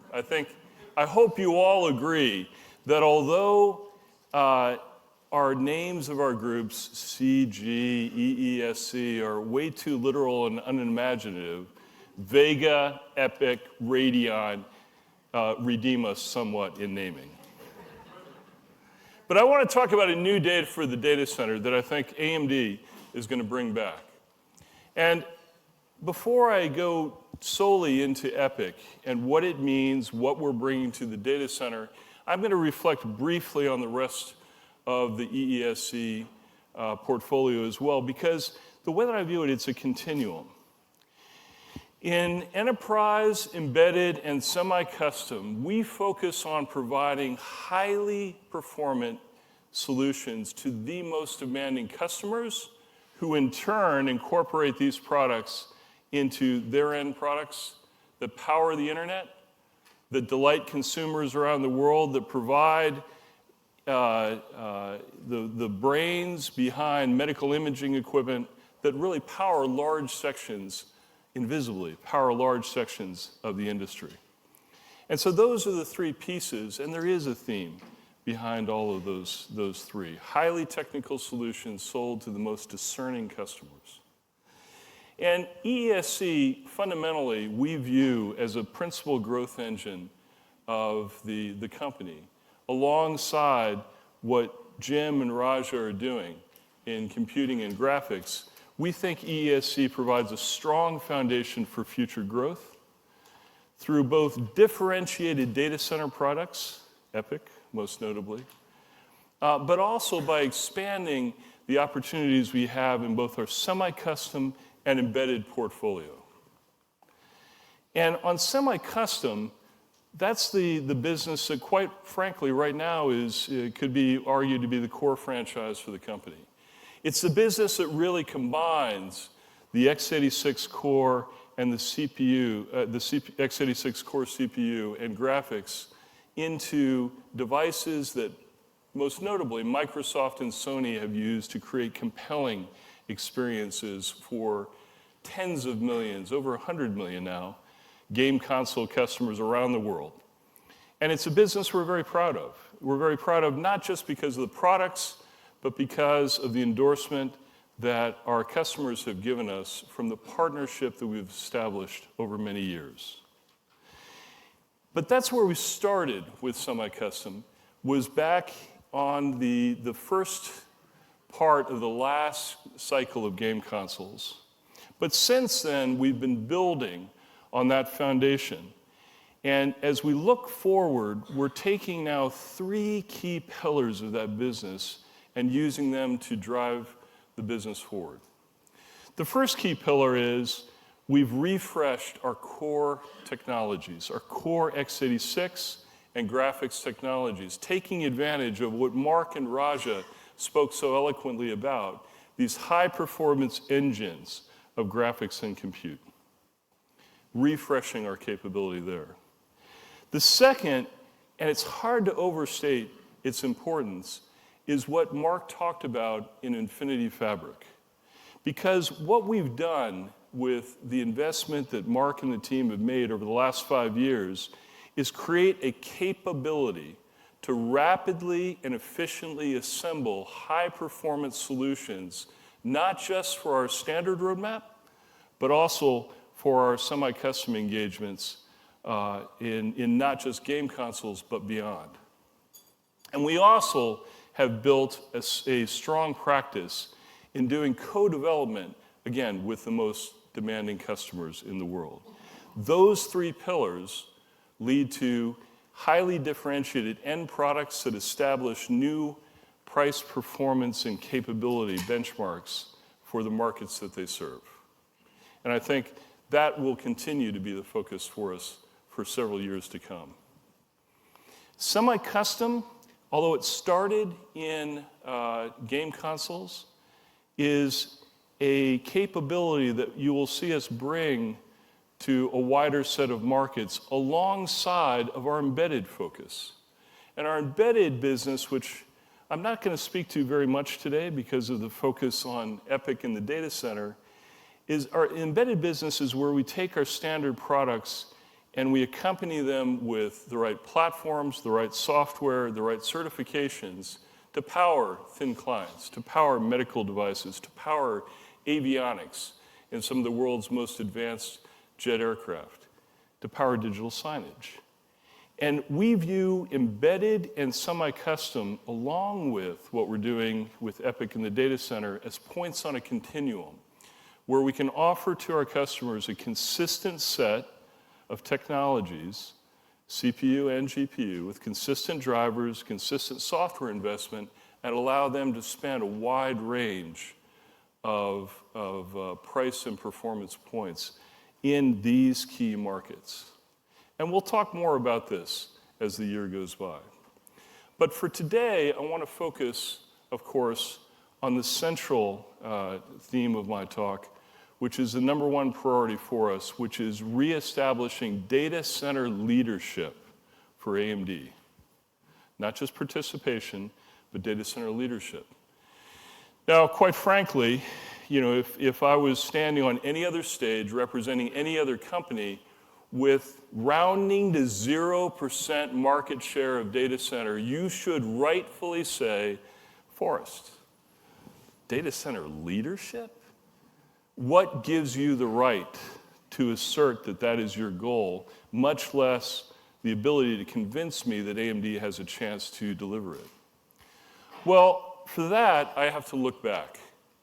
And if I look back at the server and how today's server came to be, I think and I hope you will agree that that server of today is based on a strong foundation of AMD technical innovation and leadership. Because at the heart of today's every data center in the enterprise is a 64-bit x86 processor, the technology for which was first introduced by AMD. It's a multi-core processor, which, Lisa gave away my punchline here, was first introduced by AMD. They're processors that are scaled and connected by high-speed coherent interconnect, allowing the system to scale up across cores, across sockets. Again, you guessed it, first introduced to the market by AMD. All of that power in those cores are effectively utilized by software and scaled up and scaled down by virtualization enabled first by the virtualization hardware introduced by AMD. And then lastly, and I'll use Mark's term, feeding the beast, keeping all of that fed, are the integrated memory controllers that bring DRAM closer into the processor and allow those cores to be effectively utilized. Again, introduced first by AMD. And so the reason that I think it's plausible, predictable, inevitable that AMD can re-enter the market and establish technical leadership once again is we've been there before. We understand what it is to participate in the server market and to drive innovation in the server market, because the shape of the modern server is the shape that we introduced over a decade ago. But since then, I will say that server technology has been pretty stagnant. Over the last decade, particularly the last 6-7 years, I would indict our industry for incrementalism. Each new generation of processor adds a few more cores, a little bit more memory bandwidth, tinkers at the edges with the features, but seldom makes any substantial jumps in either performance or capability. Also, that architecture has not evolved. That fundamental architecture in any x86 server out there, brand new, just deployed, is that architecture that I showed you a moment ago that was designed in a different era for a different data center, uninformed by the needs of the cloud. And then lastly, the performance, because of that incrementalism, and that hasn't happened in even fashion, it's lurched forward, has been limited by unbalanced designs, where the cores can't be fed, the I/O is inadequate, and performance falls short. And so that's where we are today, in our opinion. And that presents a fantastic opportunity for AMD to come back in and help reintroduce innovation, help reintroduce competition to the data center. And the data center is a very interesting TAM. The CPU side of this is the TAM that Lisa showed you before. $16 billion of the $21 billion data center TAM that she articulated earlier is in CPUs, both in traditional server as well as in storage systems, which more and more are just servers running with appropriate software and a lot of disks, and networking. And so that's a great TAM. It's a very interesting TAM. And when we looked at it and said, okay, we're getting back in, we looked at the distribution of that TAM, and we said, look, it's gotten to the point where the inevitable migration from higher socket systems, the 30, a lot of servers used to be 32 socket, then 16, then 8, then 4, then 2. That inevitable migration has really attenuated the market at the high end, and the vast majority of server systems out there today are 1 socket or 2 socket, and really principally 2 socket. And so that's where we're focusing. We're focusing on that 91% of the market, which was where the natural trends of technology have driven the market to. And so the way that we're attacking that market is, you guessed it, EPYC. We're attacking that market with a part that Mark and the whole team at AMD has wrought from those 32 Zen cores, offering tremendous power and flexibility. But it's a balanced design. So each Zen chip with those 32 cores is coupled to 8 memory channels to keep that beast fed, to keep performance available to applications. We're also adding 128 lanes of high bandwidth I/O on each EPYC chip. Again, so that we can pull in data from the network, from the drives, from flash. And none of this would matter if we didn't also support security, something that has become all too evident in today's world, and we were reminded of earlier this week and over the weekend. Security is paramount. It doesn't matter how fast your chip is, if it can't help be part of the security solution, it's part of the problem. And so that's what we've brought. Now, when you look at that, that's a heck of a lot of capability. And one question that folks have asked me in the wake of our reveal of the EPYC specs, codename Naples, the EPYC specs back at Ryzen Tech Day is, how the heck did you guys stick all of that capability onto one part? And if you're really telling me you've got that much I/O, that much memory, that many cores, you're also telling me that you've got a big business problem, because you've got a huge chip that's going to be very difficult to reach the volume segments of the market, and you're going to be under continuous pressure on margins. And if we had thought about this in the traditional way, they'd be right. But as Mark said earlier, when we started designing the EPYC roadmap, we said, look, we have got to break the constraints of Moore's Law and the limitations that it gives us. And the key to that was that Infinity Fabric. The Infinity Fabric allows us to efficiently scale within a die, across multiple die, and across multiple sockets. And so when you take a look at what we've actually delivered, and Lisa showed you an EPYC package earlier, let me show you the next piece of how we are delivering that much capability to the market in one part. And so this is EPYC with the heat spreader taken off. And for those of you that are close enough, you can see that we have actually 4 die on one package. And so each one of these die is an 8-core complex knit together with the Infinity Fabric that allows us to efficiently and effectively scale them and have 4 pieces of silicon delivering the performance of one integrated unit. That allows us to deliver tremendous performance and capability without running into the limitations of high costs, low yields, and high variation that you would get out of one monolithic device. And it tremendously reduces our costs.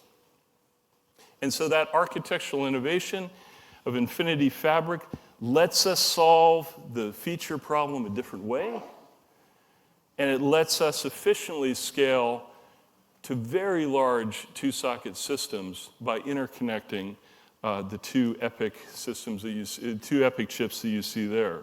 So in a 2-socket platform, we can deliver 64 physical cores, support for accessing 4 terabytes of memory on 16 different memory channels, and for supporting 128 lanes of PCIe. That's a lot. What does it mean? It means 45% more cores than the highest end part that our competitor offers today, 122% more memory bandwidth, and 60% more I/O. That's not incrementalism, that's big leaps to get the system back into balance. So with that, we've produced what we think is a very high-performance, balanced system that is, quite frankly, very different from what our competitor has today and what we anticipate they're going to have introducing in a few months.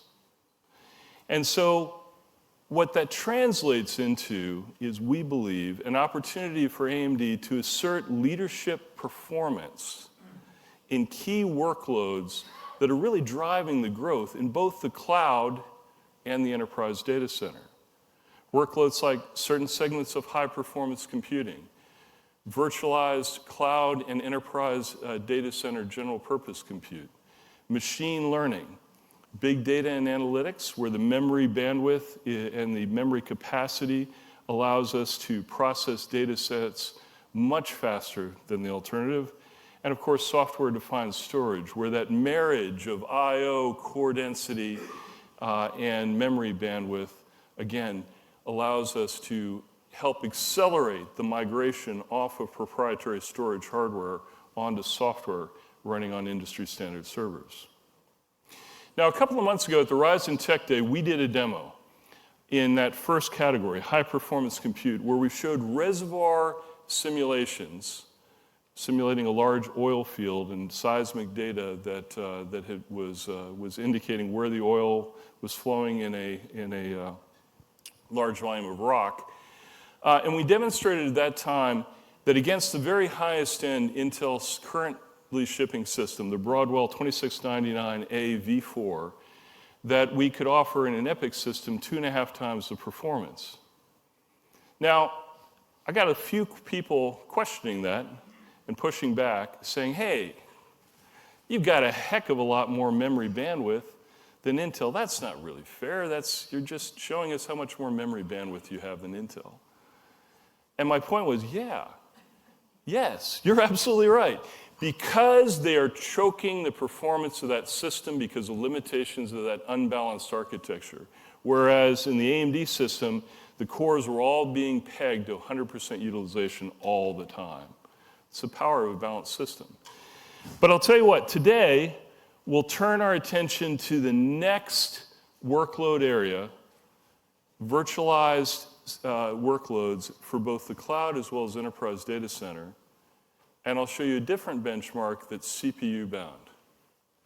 And so for this one, we're going to do a demonstration where this, we think, is a fairly typical configuration. We're going to run 8 VMs on each machine. Again, we're going to take a high-end, the highest end Intel system that's available today.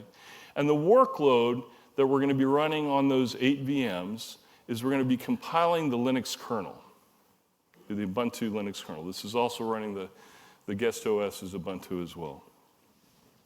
We think this is relatively representative workload, not that everyone's always compiling the Linux kernel, but it's a highly compute-bound workload running in a virtualized system where each VM is multiple cores.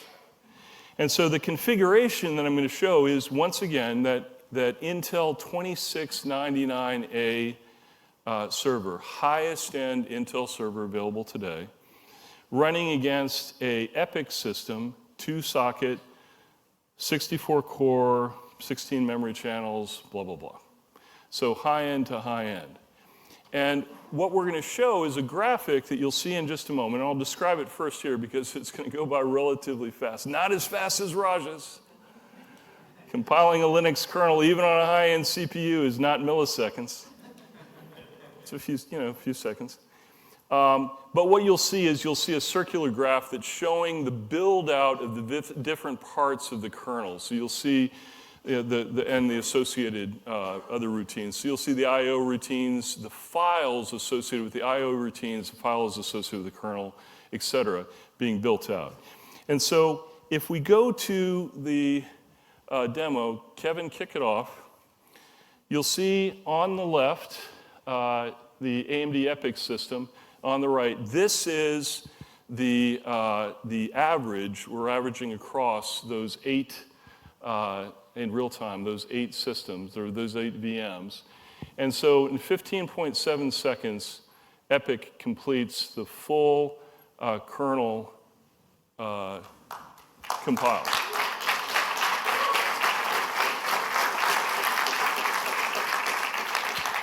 Versus 22 seconds for Intel. You can do the math. It's a lot faster. And so that, we think, is representative of a real workload. But truth to tell, in my opinion, this is a little bit unfair, because if we look at the server market, and now we hone in just on that 2-socket market, that's 80% of that market, 80% of the 91%, it's that dual-socket market. If we look at that and we look at the performance, you'll see that the E2699 processors occupy the high-performance band of that market.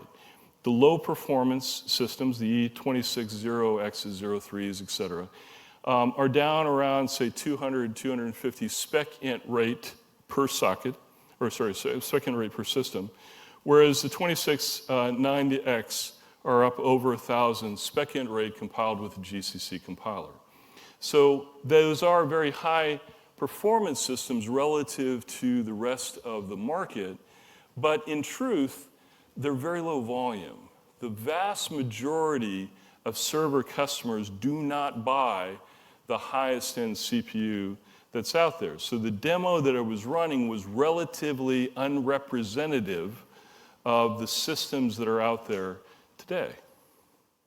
It's a small fraction of the market. In fact, much more than 50% of the current 2-socket server market is the E5-2650 processor and below. Processors of that speed or below, it's more than 50% of the market.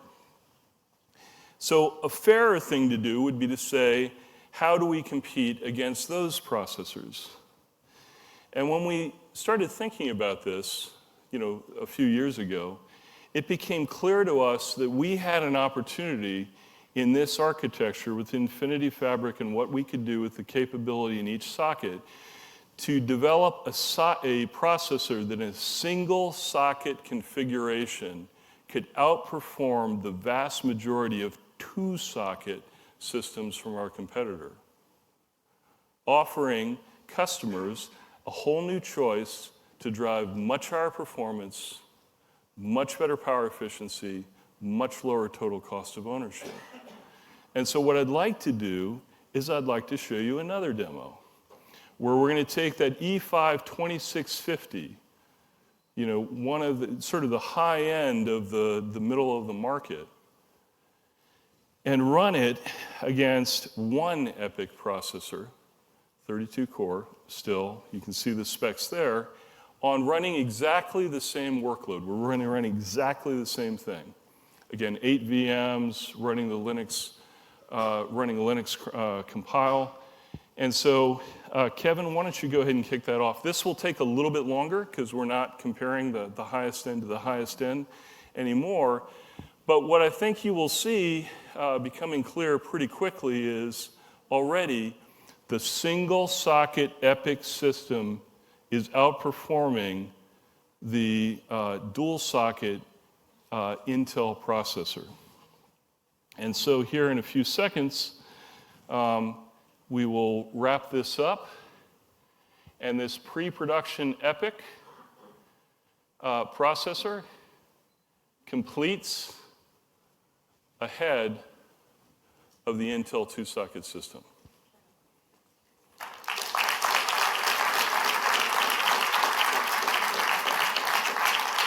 Okay, so what does this mean? Well, if you take a look at the systems a little bit more closely, this is a photograph of that board that's powering the Intel 2-socket system. That's the board. And to scale, this is a picture of the EPYC single-socket configuration system that just ran that demo.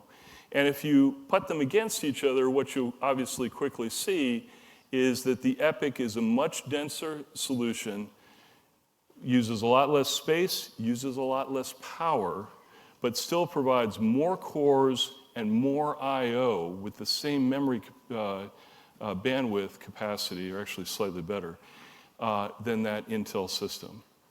And so for us, we've got the opportunity to really disrupt the volume 2-socket market.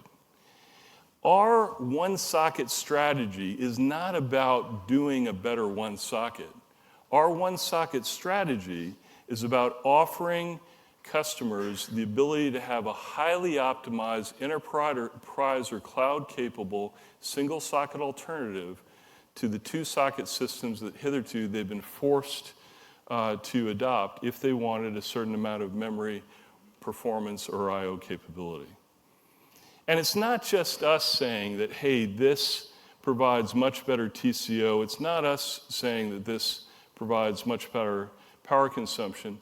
I'd like to show you a brief video from one of our early partners that's been engaged with us in this effort. Dropbox is one of the world's largest collaboration platforms with more than 500 million users and more than 200,000 business customers using Dropbox every day to get their work done. And that means we have a lot of different workloads in our infrastructure, all the way from requests that we handle from a million of users to syncing more than billions of files every day, and even more compute-intensive workloads that require us to process data to generate previews, to enable search on the content that people store at Dropbox. Our customers and users expect our products to be fast, to be reliable, and efficient. And we are committed to using the best hardware to deliver that value to the end users. So we had been looking for processor solutions that provide us with high performance. Single-socket solutions are very appealing to us because of the architecture and the cores and the memory bandwidth they provide, and it fits with what our needs are. We got early access to EPYC, and everything that we have seen so far is extremely encouraging and exciting. Our level of engagement with AMD has been extremely high. I'm looking forward to EPYC being part of our roadmap to deliver the best value to our end users. And I'm very, very happy with the collaboration and the partnership we have developed during the course of evaluating EPYC.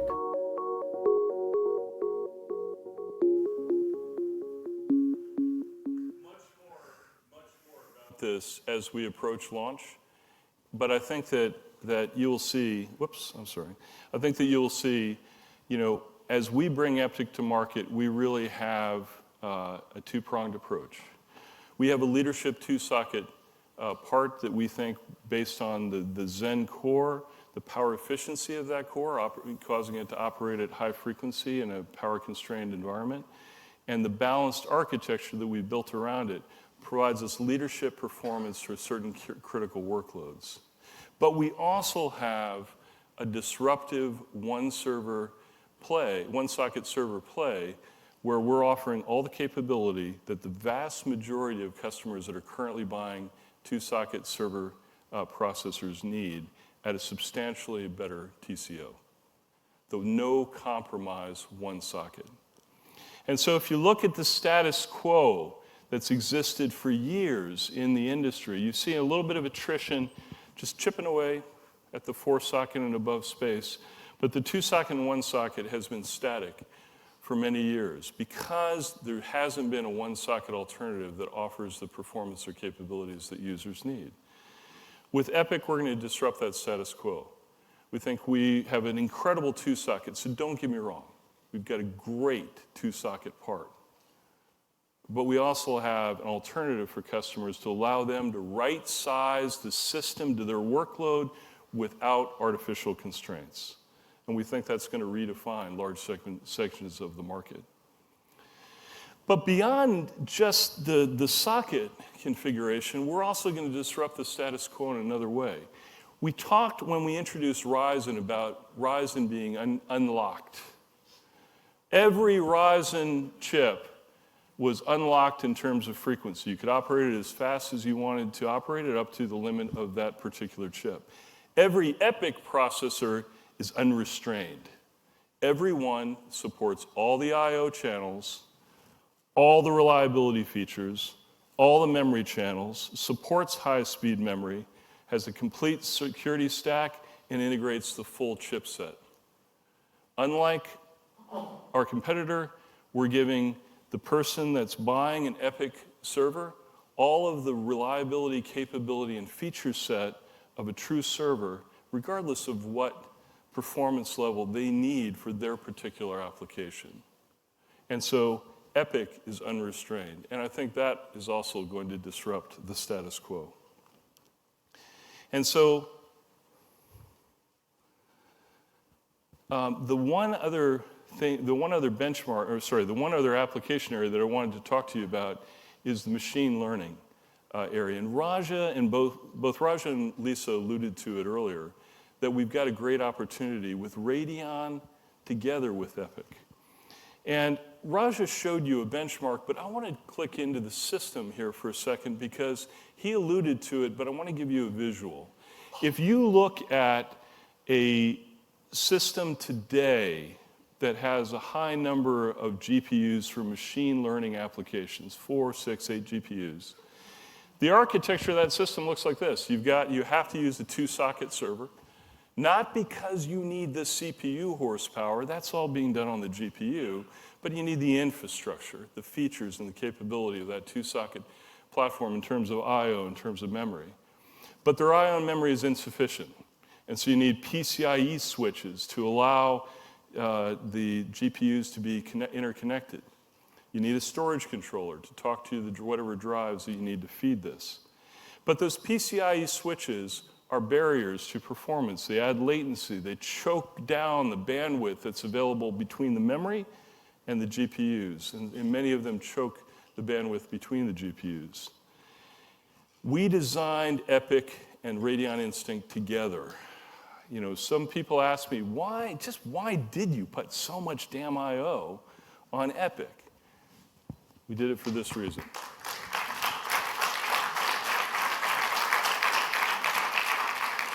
That's it. That's almost the schematic for the server. Not quite. You know, Pat, don't give me a. There's pull-ups, there's regulators, but that's it. A single EPYC processor hooked directly to memory, hooked directly to drives, hooked directly to a large number of Radeon Instinct cards, offering full bandwidth across the Infinity Fabric inside of EPYC, non-blocking across from peer-to-peer, non-blocking to memory, is an incredible solution that offers extremely high performance and unmatched TCO. And so we think that Radeon Instinct and EPYC together are the perfect choice going forward for machine intelligence. And so, because of everything that we just talked about, because of the performance, the features that we've brought to market, we've got excellent market momentum.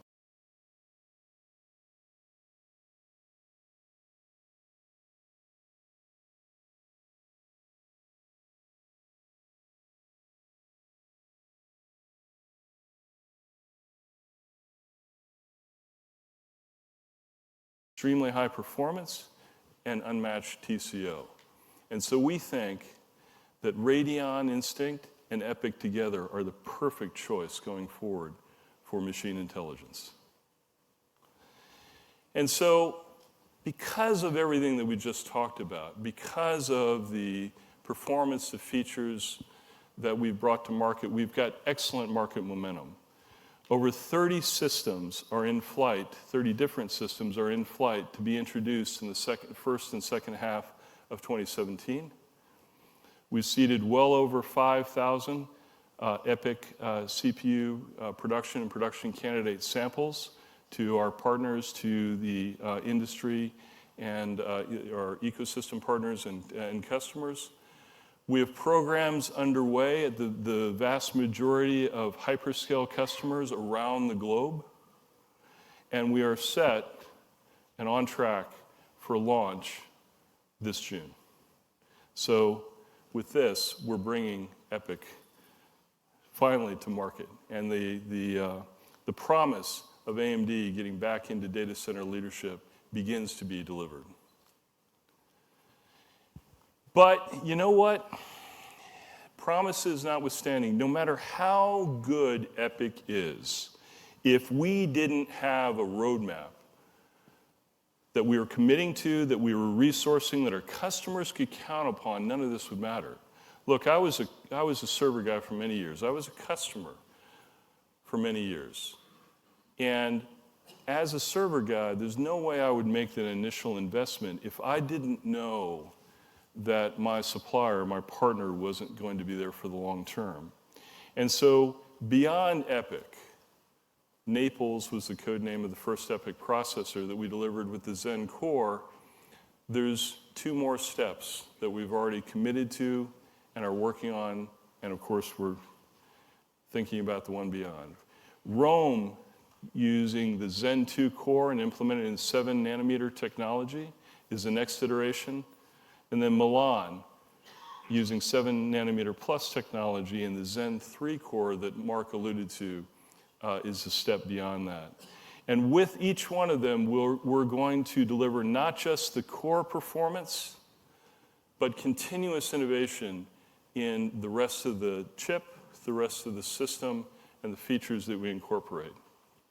And so I think with this roadmap, as well as the first step that we're launching with EPYC, we are delivering on that data center technical leadership that I articulated earlier. And so we want to return innovation to the data center market. We want to deliver with EPYC the clear choice for key workloads, where if you're doing certain things, there is no question but that EPYC is the only choice for you. We've got widespread ecosystem and partner support out there to support support this effort. And most importantly, perhaps, we're not only back, but we're investing for the long term so that customers that go with us can be confident that we're going to be around with them for the long haul. And so with that, I could not be more excited than to say, please come join us.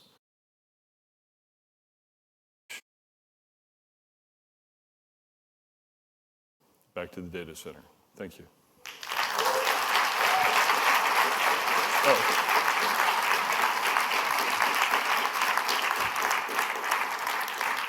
And I'll say it, Raj just said it earlier, you're all numbers, guys and gals. So let me bring the real rock star up to the stage and introduce my colleague, my good friend, Devinder Kumar, the CFO of AMD.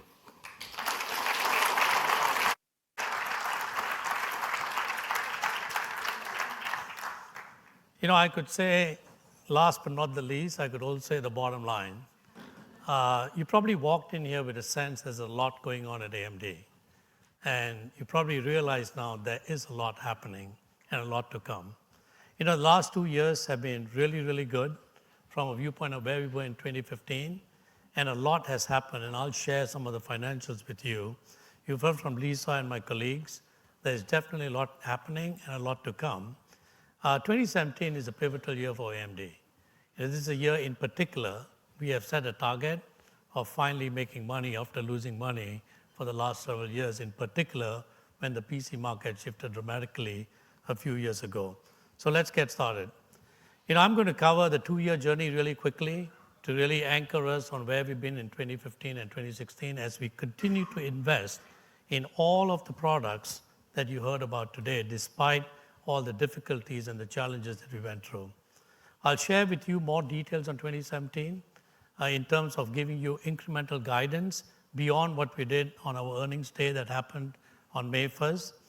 I'll talk about the growth opportunities in terms in particular of revenue and gross margin, and then share with you to round it off the long-term target financial model, just like we did a couple of years ago, but looking out all the way to 2020, which is the long-term horizon.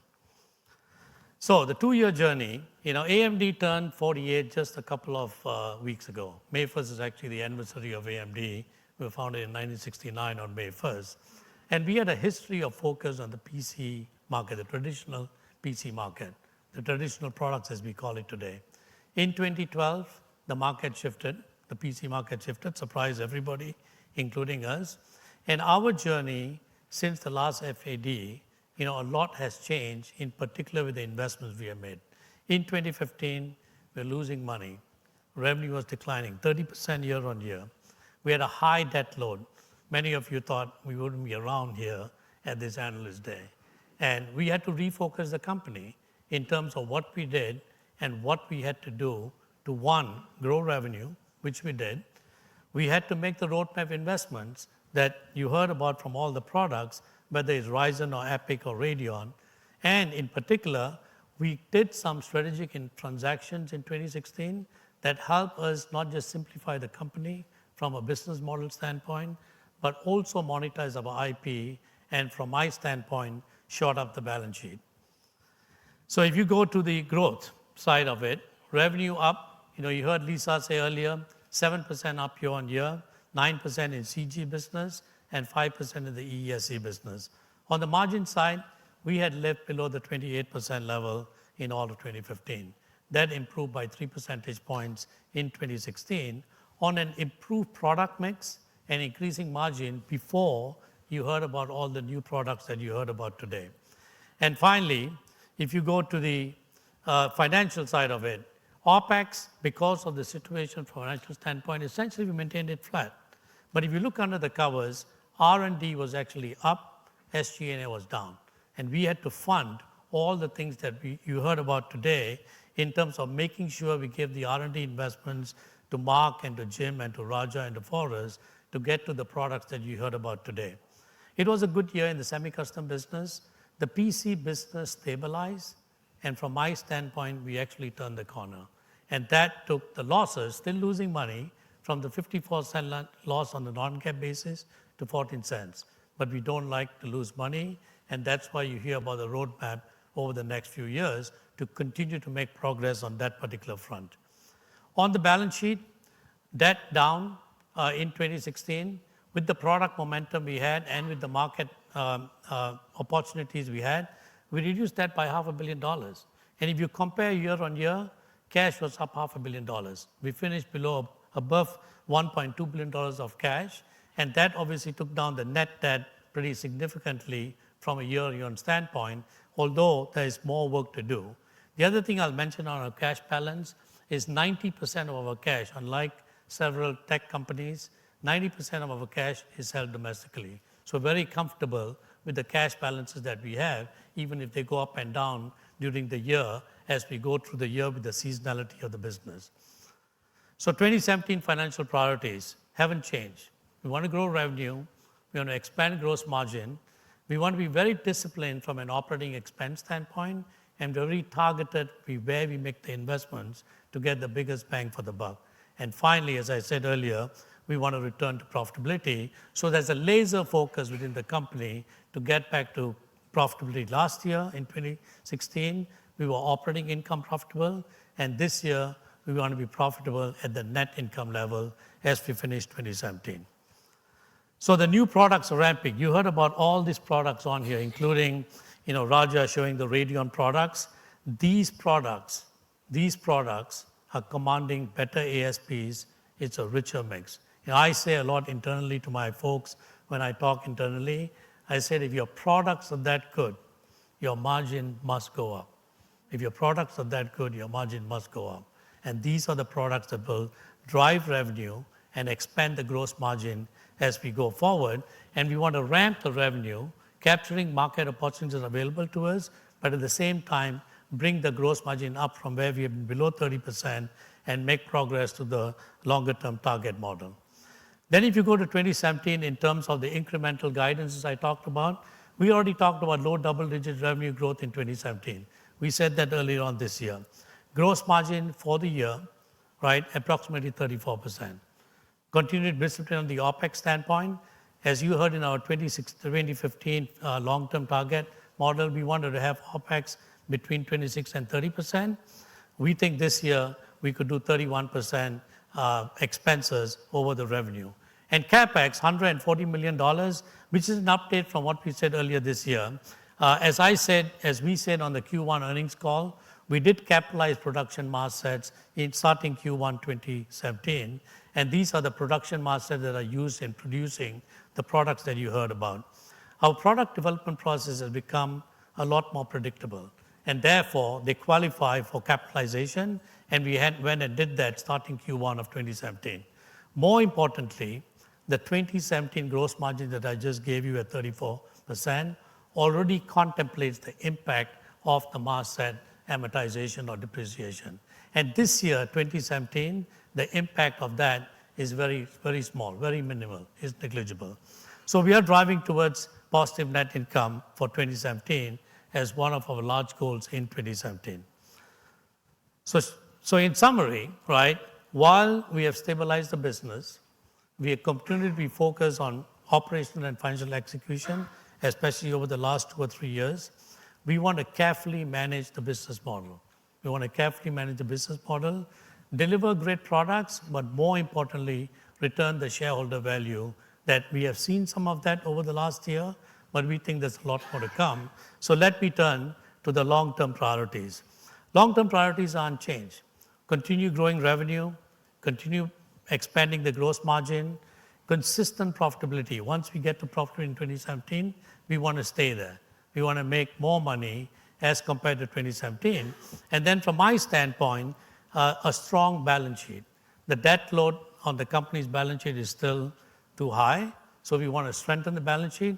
And I'll share with you some of the goals that we have from a capital structure standpoint. And these are all keys to our long-term success, financially and otherwise. So the large market opportunities, you heard the TAM from all of the presenters today, but in summary, right, there's $60+ billion of TAM available to AMD. We are in a very unique position. You heard from my colleagues that the technology that we have can access many of the market areas that are available to us. The industry needs actually fit our core strengths. We just have to go deploy them in terms of capturing our fair share of revenue in all of these areas. We are segmented, essentially into the PCs, immersive devices, and the data center. PCs, as Lisa said earlier, is our bread and butter. We know that really well. 250 million plus units. We have low market share. We play in the non-premium side. And today, with the Ryzen introduction, we are playing the premium space, which is where the larger revenue and gross margin dollars are. That's important. In the immersive, whether you talk about game consoles, or you talk about graphic cards, or even the embedded applications, $15 billion TAM, we think we can capture more share there. And then finally, you just heard from Forrest, in the data center, there's explosive data growth. And the data growth is driving a demand for compute. And with that, with the 0% market share, we can only go up from there, especially with the profile of the product that Forrest just shared. The 2018 product portfolio, by the time we get to 2018, the products would be in the market and ramping. And with that, we believe we can have sustainable high product performance leadership. With the complete premium product portfolio, whether it's high-end desktops, enthusiast GPUs, data center, or premium notebooks to come that Jim talked about earlier, we expect double-digit revenue growth in 2018. And then from a margin standpoint, here are the drivers, all playing in the premium space. Margin expansion is a crucial focus area for us. I know many of you write about us, and the thing you focus most about now that we are out of the wood from the 2015 standpoint is when's the margin going to go up. And these are the drivers that are going to drive that. Premium desktop and mobile products on a multi-generation roadmap, as you heard from Mark. Improving the GPU mix across the board, not just playing at the low end, on the full stacks, because the new markets that we are accessing are actually highly margin accretive. Re-entering the x86 servers market, high margins in that area. And beyond the products, we are, in the end, firstly and foremostly a product company. But we layer on top of that, when opportunities arise, IP monetization. We've done that, and we'll keep our eyes open for IP monetization in the future. Our IP is unique and very valuable, very valuable. And that is one of the strongest in the industry, and that is something we're very cognizant of. Going to the gross margin, right, and this is, in some sense, my favorite slide, because the products drive the gross margin improvement. Like I said, before in 2015, you look at it, 28%. 2016, 31%. In 2018, on the strength of all the premium products, you just heard about, getting above 36% gross margin is our goal. And then in the 2020 timeframe, getting above 40%. To get to the 40% level, based on the premium products we're introducing and continuing to refresh that on a multi-generation basis is what we want to do. The roadmap decisions and execution is really going to be key to get to these margin levels.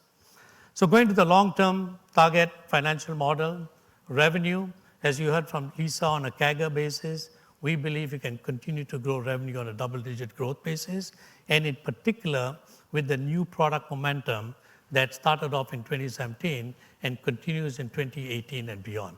Gross margin, we're projecting approximately 40 to 44%, which is a significant refresh from the last time you saw these numbers.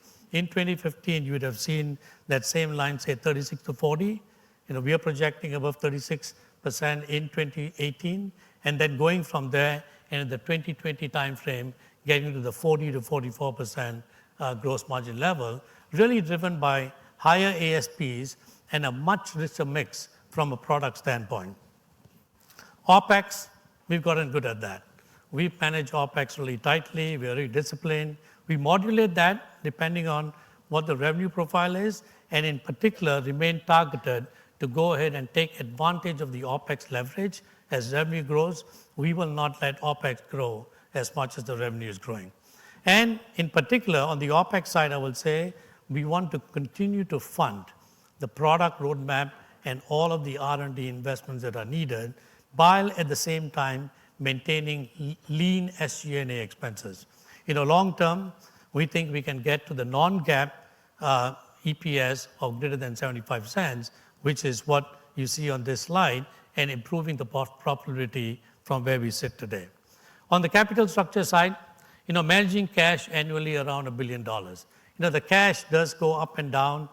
Seasonality of business dictates in the first half of the year is typically lower, and then it builds up in the second of the year. But we manage that. And we manage that from an optimal standpoint. When people ask me about cash, I say $600 to $1 billion. But 2016, we ended at above $1 billion. And if we have cash above $1 billion, right, the target and the goal would be to go ahead and deploy the cash to reduce the debt. Like I said earlier, the debt load on the balance sheet at $1.7+ billion is still too high. We also have an ABL facility, a revolver, that we renewed recently all the way to 2020. So it's a 5-year facility available to us if we needed it. Not that we need it, if we can maintain the cash at about $1 billion.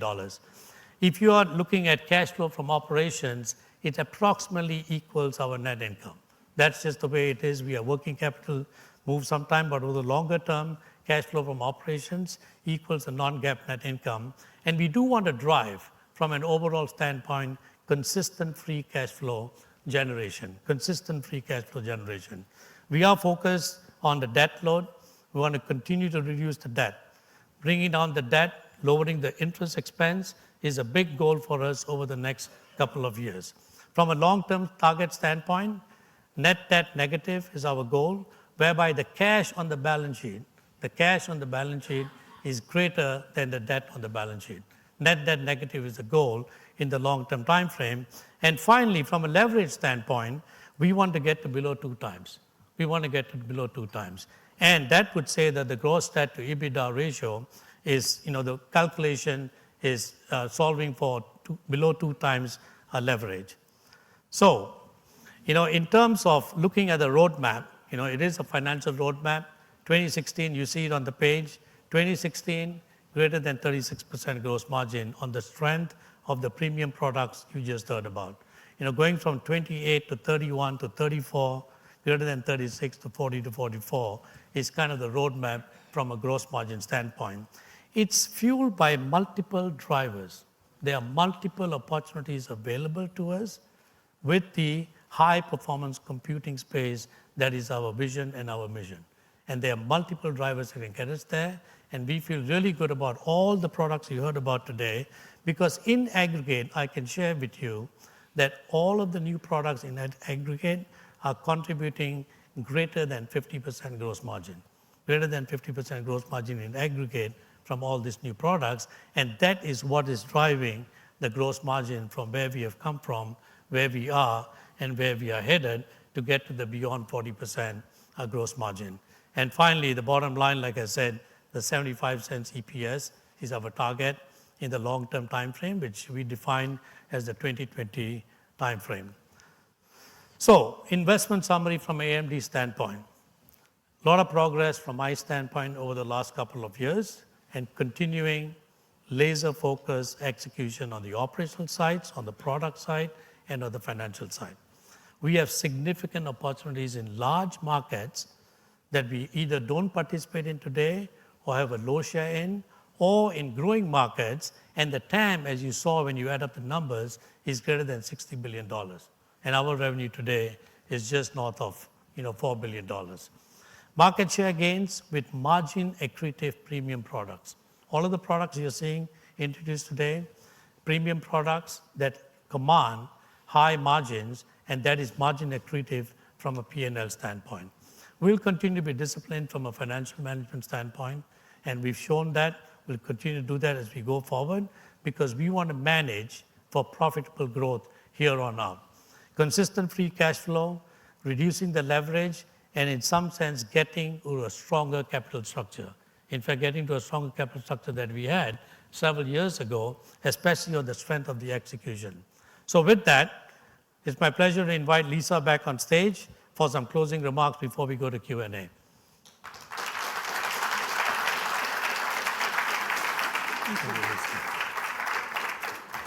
Okay, thank you, Devinder, and thanks again, all of you. You've spent now a lot of time with us. It's been over 3 hours. But I just want to finish with just one slide and maybe a couple of comments. This is a Financial Analyst Day, and we are talking about our long-term financial models and our strategy for the business. But what we wanted to do today was to give you a little bit of a peek into our journey. We've made a lot of progress, I think, since 2015. I'm really, really proud of the progress that we've made. But I hope what you've gotten from the last couple of hours is this company is all about the products. And so we wanted to show you exactly what we have in the pipeline, including Ryzen in the PC market, including Threadripper at the high end, including Vega across gaming and professional graphics, and putting ourselves on the machine learning map, including Epic and what we can do when we put these things together. This is just a peek into what the 8,000 people at AMD think about every single day. And so my main message is we are positioned for success. We know what our strategy is. We've been on this same strategy. It hasn't changed. We're becoming even more sure, and we have more conviction that we are in the right markets. It's about multiple generations. It's about sustainability of the roadmap. It's about earning the trust of our customers. And it's about focused execution. Focused execution each and every quarter, each and every year, and over the next 3 to 5 years. So I like to say when I talk about products, we talk about fine wine, we talk about a few things. I'd like to say the best is yet to come. That's how I feel about AMD and the products and the roadmap we have ahead of us. So with that, let me thank you again for your time today. I want to invite my colleagues up here for a Q&A session. And Ruth, come on up.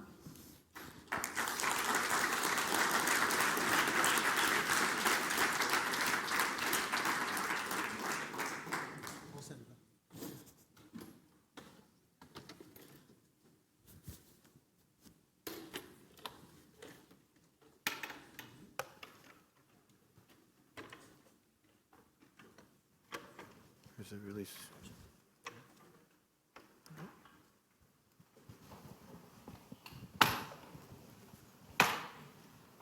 Thank you. These chairs don't look as good as our products, so. Okay, great. So we're just going to do some questions and answers. Before we kick off, though, I just want to remind folks in the room, we actually have a very large product demo area just down the hall when you leave the auditorium to your left. And we're going to have a reception there after the question and answer session to allow you an opportunity to mingle with management, as I'm sure you'll have additional questions to what we have time for today. We have 2 microphone runners in the room, 1 on each side, so people are already eagerly putting their hands up, and they will make their way to you. Perhaps we'll start here with Mark. Susan, could you help Mark out there, please?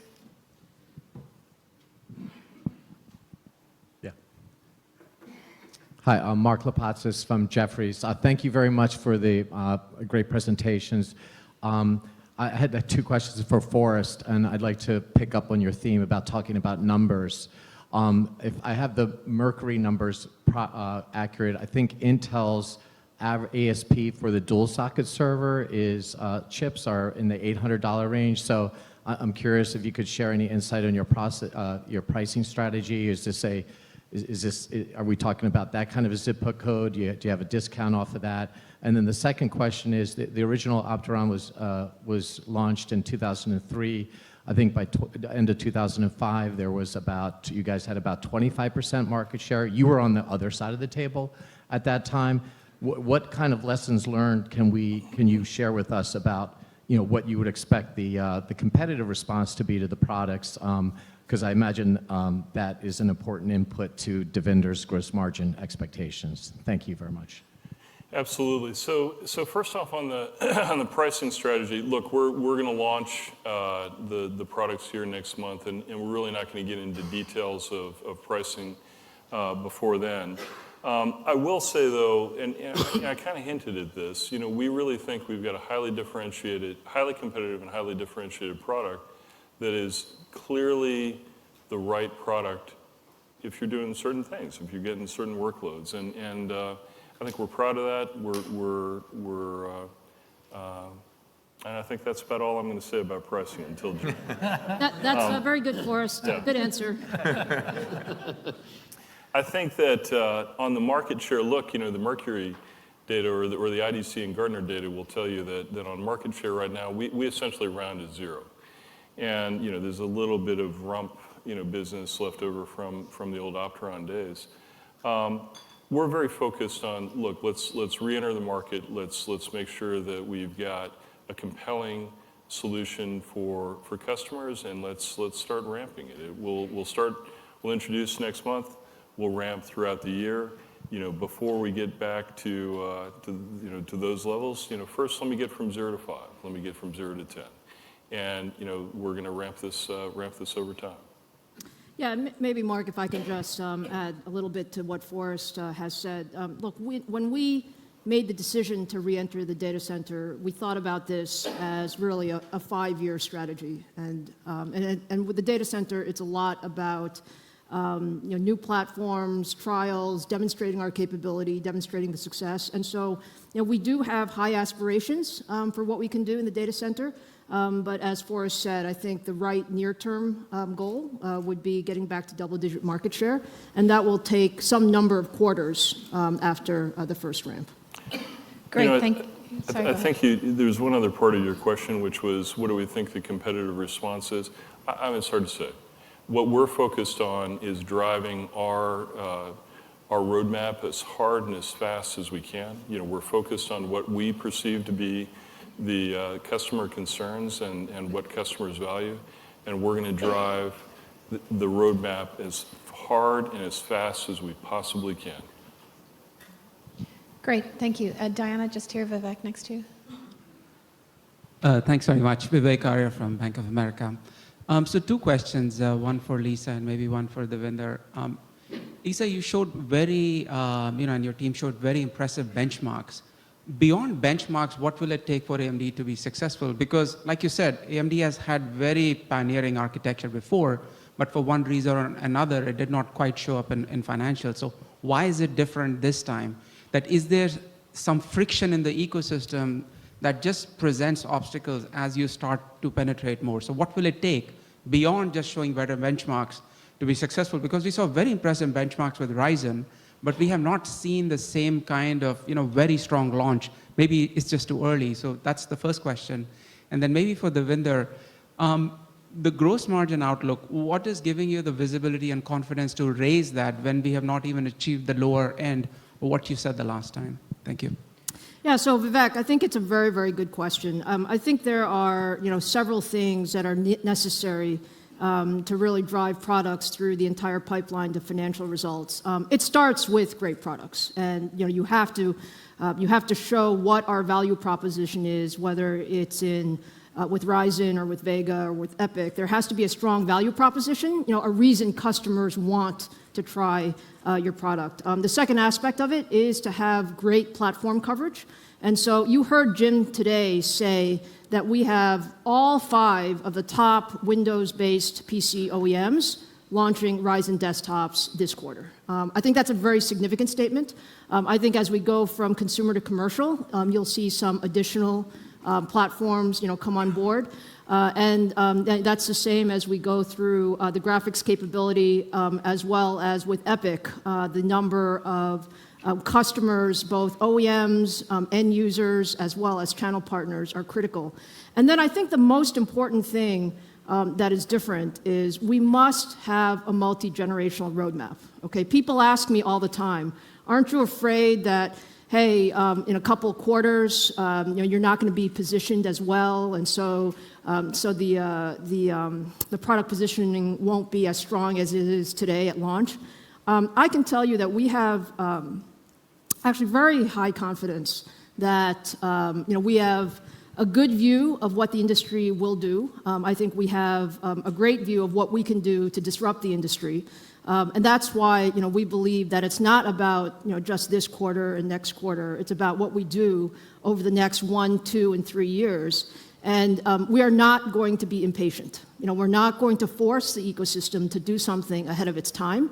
We're going to spend the right time with customers, with partners, with software developers to build this ecosystem such that it is extremely sustainable as we go over the next couple of years. And then maybe, Devinder, I'll give you the margin question. So Vivek, to answer your question, you're saying what's going to drive the gross margin to the new targets that we have put out? Yes. Yeah, so basically, if you look at the product roadmap, if you go to 2016, there's a chart that Lisa showed in terms of traditional products driving 99% of the revenue. That's the low end of the margin in terms of what we play in. As we introduce the products, we ramp it in 2017, and in particular, when we get to 2018, let's say we have about 40% of revenue coming from the premium products, and that raises the gross margin to 36% plus. As that mix shifts more, and we sell more products in Forrest's business than the stuff that Raja showed, and also the ongoing investment in the multi-generation engine business, that takes the revenue from the premium products to above 50%, and that drives the 40 to 44% gross margin target that I laid out for 2020. Thank you. Diana, there's a gentleman here in the middle, the third row. Yeah, hi. Are you using the word disruption a lot? And disruption is really a concept of competitive response. And I think over time you can only disrupt if you can do something better and or cheaper, and others don't want to or cannot do what you're doing. What gives you the confidence that Intel and NVIDIA will not respond and make you a non-disruptor? Is it tech? Is it your lower gross margin? Or that's the one thing that is not adding up for me in this whole story. Maybe you can shed some light on that. Thanks. Lisa? Yeah, maybe I'll start, and then I'll let Forrest and Raja also comment a little bit about it. I think it's a very good question. So what do we mean by disruption? I think what we mean is there's a infrastructure that's in place today, and it's there for many, many reasons, right? x86 is dominant in servers. There's a ecosystem around the professional graphics and what's been built up in machine learning that has come in place. And what we have the ability to do is, the technology is like the baseline. That's the baseline of what you need. But I think we also have a good view of where systems are going. And you can only disrupt when you have disruption in the ecosystem. And so what we're saying is data centers are going to be fundamentally look different a few years from now. And we have, let's call it, very little to lose and a tremendous amount to offer into the ecosystem. And so that's what we mean about offering some choice to the marketplace. And you'll see that, like I said, both on the data center front as well as on the GPU front. But I'll let, because Forrest and Raja have thought about this a lot, I'll let them add some color to this.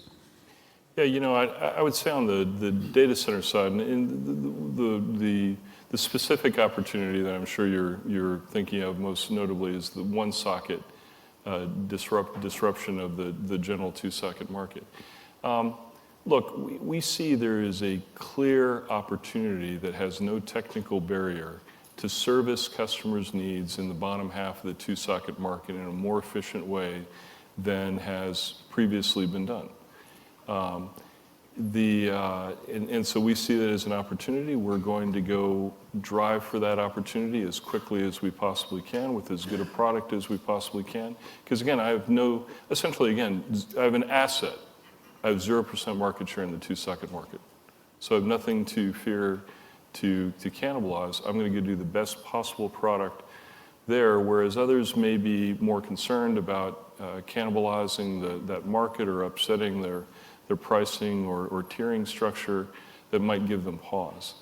At the end of the day, look, our formula is to try to identify where there are customer needs or customer opportunities that are technically reachable by what we can do, and then go try to service those as rapidly as we possibly can. I don't think in such a competitive industry, any play is static.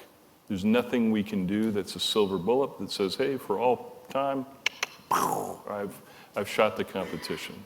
And so it's a process, and we constantly have to be engaged in looking forward, looking at what our technology can solve, and then pursuing those opportunities as fast as we possibly can. And the perfect ones are ones where our competitors would prefer, the industry not go. Those are ones where maybe you get a little bit more time to address them, but regardless, we're going to go meet those customer needs where we can. Raja? Yeah, but, I think Forrest hit most of the key points there that applies to graphics as well, right? But by definition, disruption is not something predictable. That's why it's called disruption.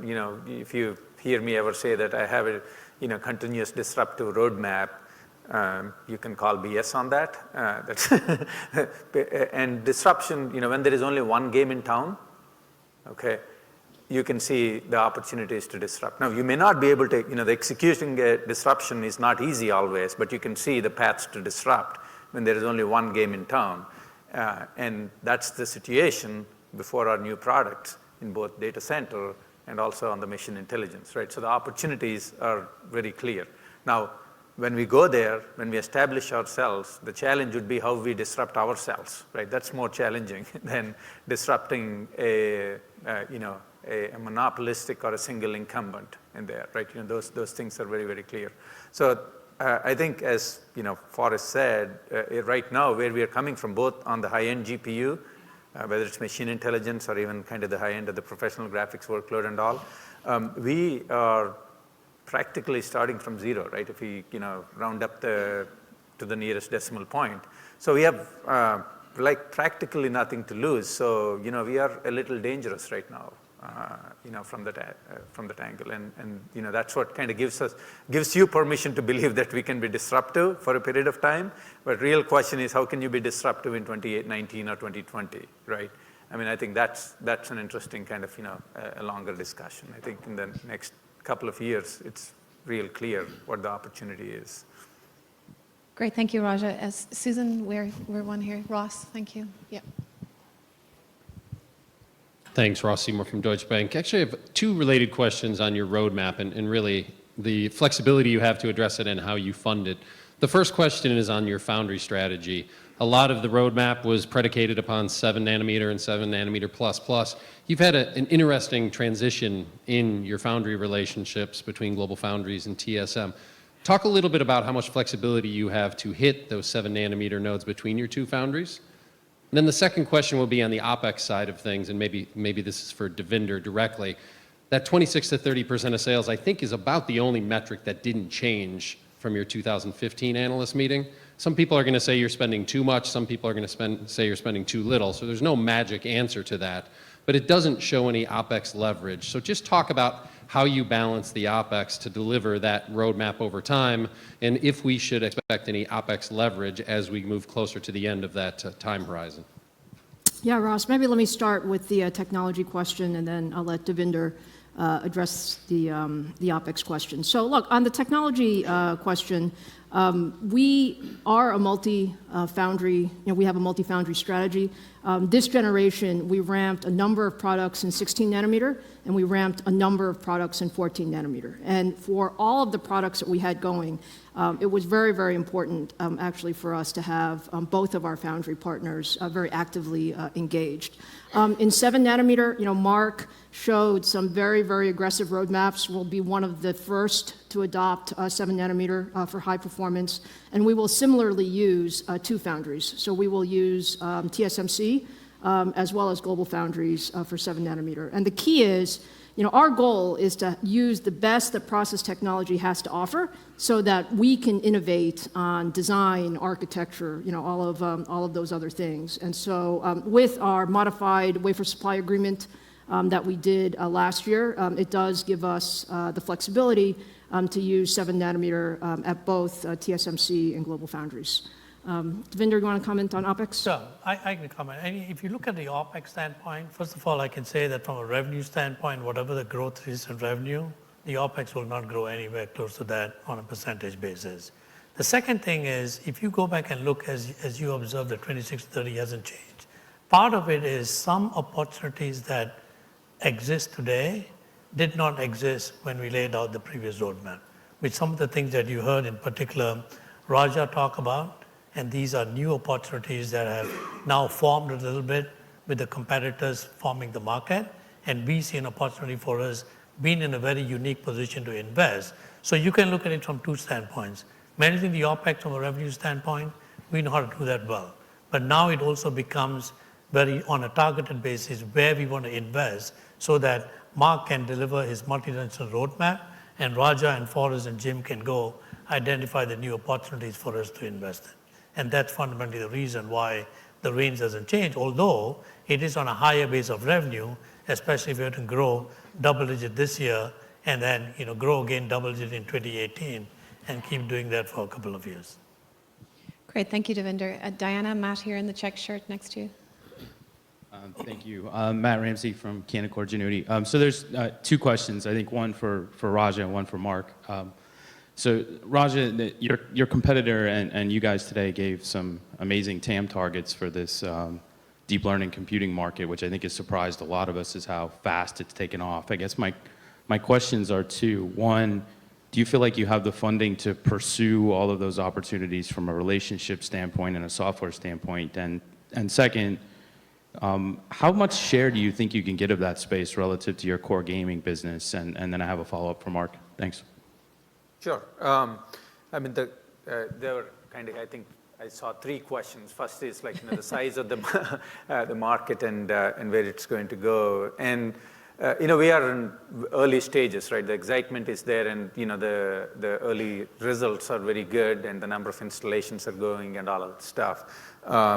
So we, depending on which analyst estimates and all, it's a wide range too, right? I saw a factor of almost 4, in terms of, the bookends of it are all the way from, 100 million units by 2020, 2022 to, 20 million units. There is a huge range. But for us, it's all great upside. In terms of your question, especially related to machine learning, right? It is very interesting that everything is being centered around these big frameworks, right? So the battle is a battle of frameworks, right? Whether it's TensorFlow, Cafes, MXNets, there are 4 or 5 frameworks that are emerging.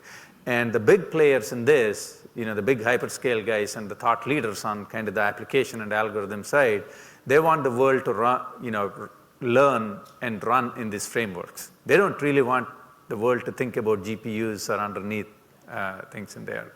So they are very good partners and collaborators in helping us to get our products to market and also help on the software side.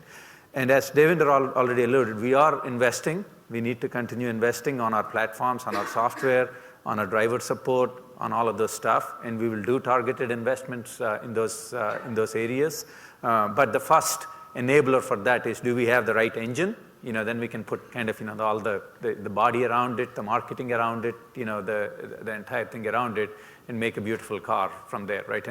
And right now, we made enough progress in the last 2 years. We have a good engine, and we have put kind of, good stuff around it, and now it is time to take it out, and that's kind of exactly how, we are looking at it.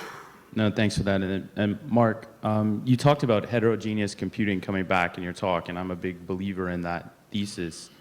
And you guys talked and kept focusing on your Infinity Fabric, and I don't get the sense that folks get how important that is to a heterogeneous story that you're putting together. So maybe you could talk a little bit more about the differentiation of that and where the competitors are on a similar fabric. Thanks. Sure. Well, it's a good question, and you actually heard Raja talk about our over 10-year investment, bringing graphics in and figuring out how to optimize in a heterogeneous architecture. So how does the Infinity Fabric play on this? It facilitates. It was designed for heterogeneity. It was designed to support across all of the assets and bring what had been the whole processes developed for managing not just a GPU compute, but the whole memory subsystem, what we developed around our CPU and its subsystem, and bring it together to how we create new SoCs. So the Infinity Fabric is about that, taking from the get-go, taking from the design and encompassing requirements of a heterogeneous architecture. So that's an enablement. But it doesn't answer the whole question.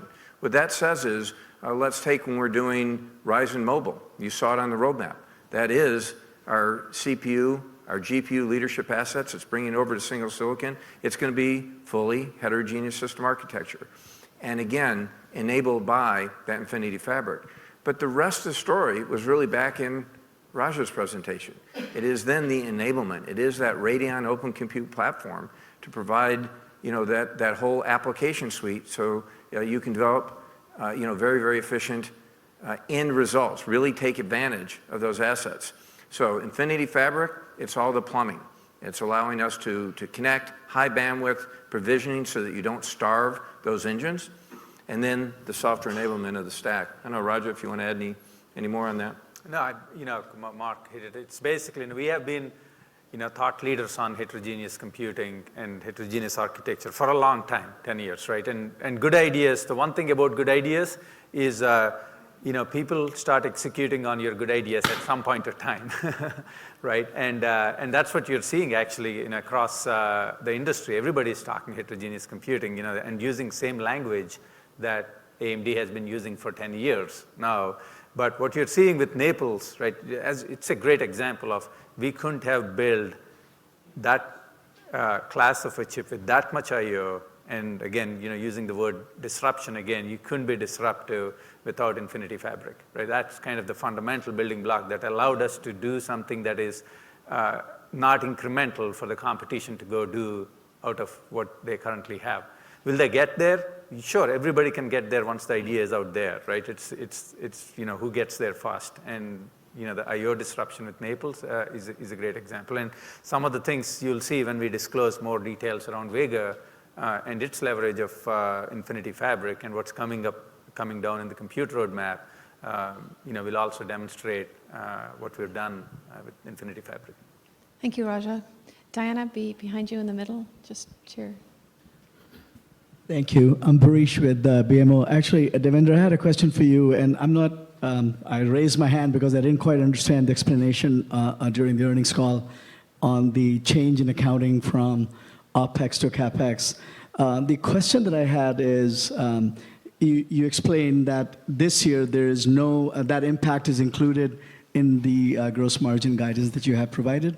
But is there a cadence to this now that you have switched the accounting that, and correct me if my understanding is not right, this is for 7 nanometer, which doesn't go into production until at least 2 years from now. The initial prototype will begin next year.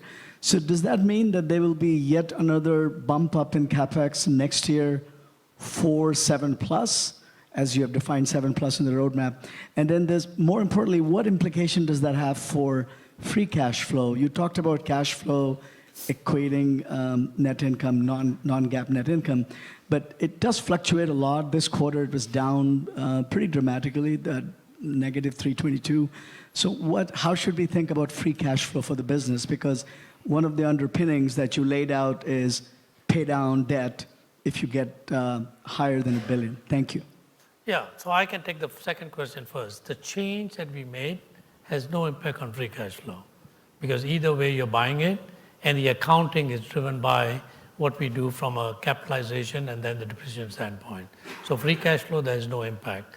On the question about gross margin in 2017, because the expense, the $60 million that we put in the CapEx and capitalization has some impact, but is negligible in 2017.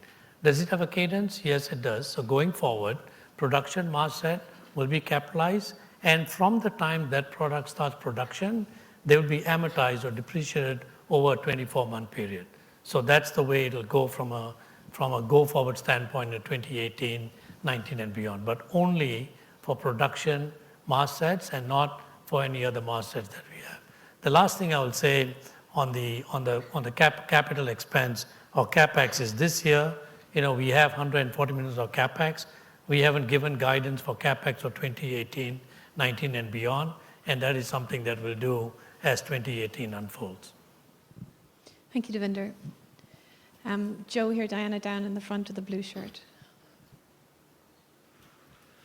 Thank you. I wonder, Forrest, if you could talk a little bit about how quickly you can penetrate the server market. I mean, you've obviously got compelling products, but how quickly do you get to market? Does it happen first with one or two big cloud guys, and how long does it take you to start to get enterprise traction with the products you've talked about? Yeah, look, the server market nowadays obviously has a number of different types of systems as well as a number of different players.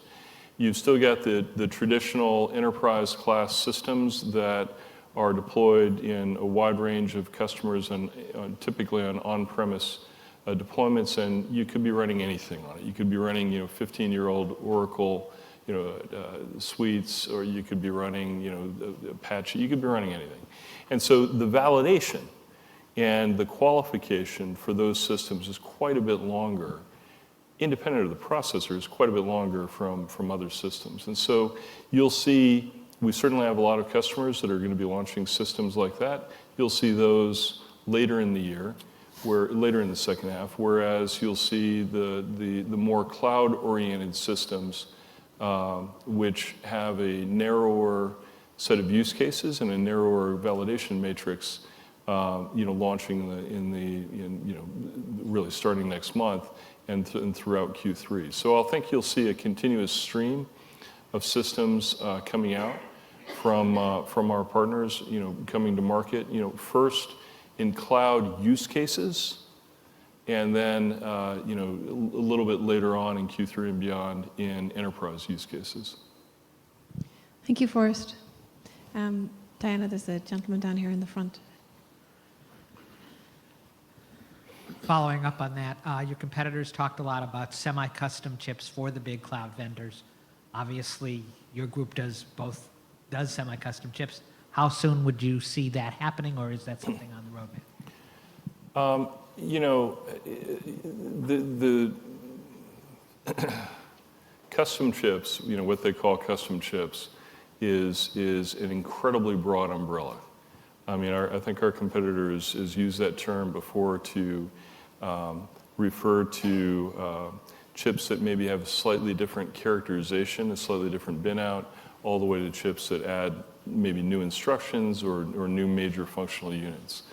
And the hurdle rate for doing each one of those different points under that umbrella are very, very different. We're going to be doing some of that immediately. I think that we're very open, given that we do have, I think, one of the world's best full semi-custom capabilities now, and made even more efficient with Infinity Fabric. We've probably got a lower hurdle rate than most for doing, things on the far end of that spectrum. Beyond that, I don't want to put out a specific timeline for what, and we never put out a timeline for what our semi-custom customers are doing, but I will say we will begin populating points under that umbrella immediately. Thank you, Forrest. Perhaps it's the last question. I'm here, Diana, in the front in the check shirt. Thank you.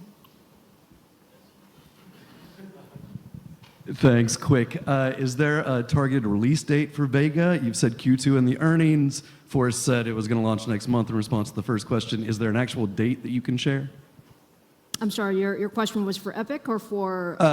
Vega, Epic, any of that. Yeah, I think you should. Any and all. Any and all. You should expect Epic in the second half of June. We'll release the actual date shortly, and you should expect the first edition Frontier, as discussed by Raja, also in the second half of June. Great. Well, on that note of very exciting product launches pending this quarter, this concludes our Financial Analyst Day. We'd like to thank everybody for joining us in person and on the webcast. And we'd like to invite those with us here in the auditorium to join us down in our product demo area for some refreshments. Thank you.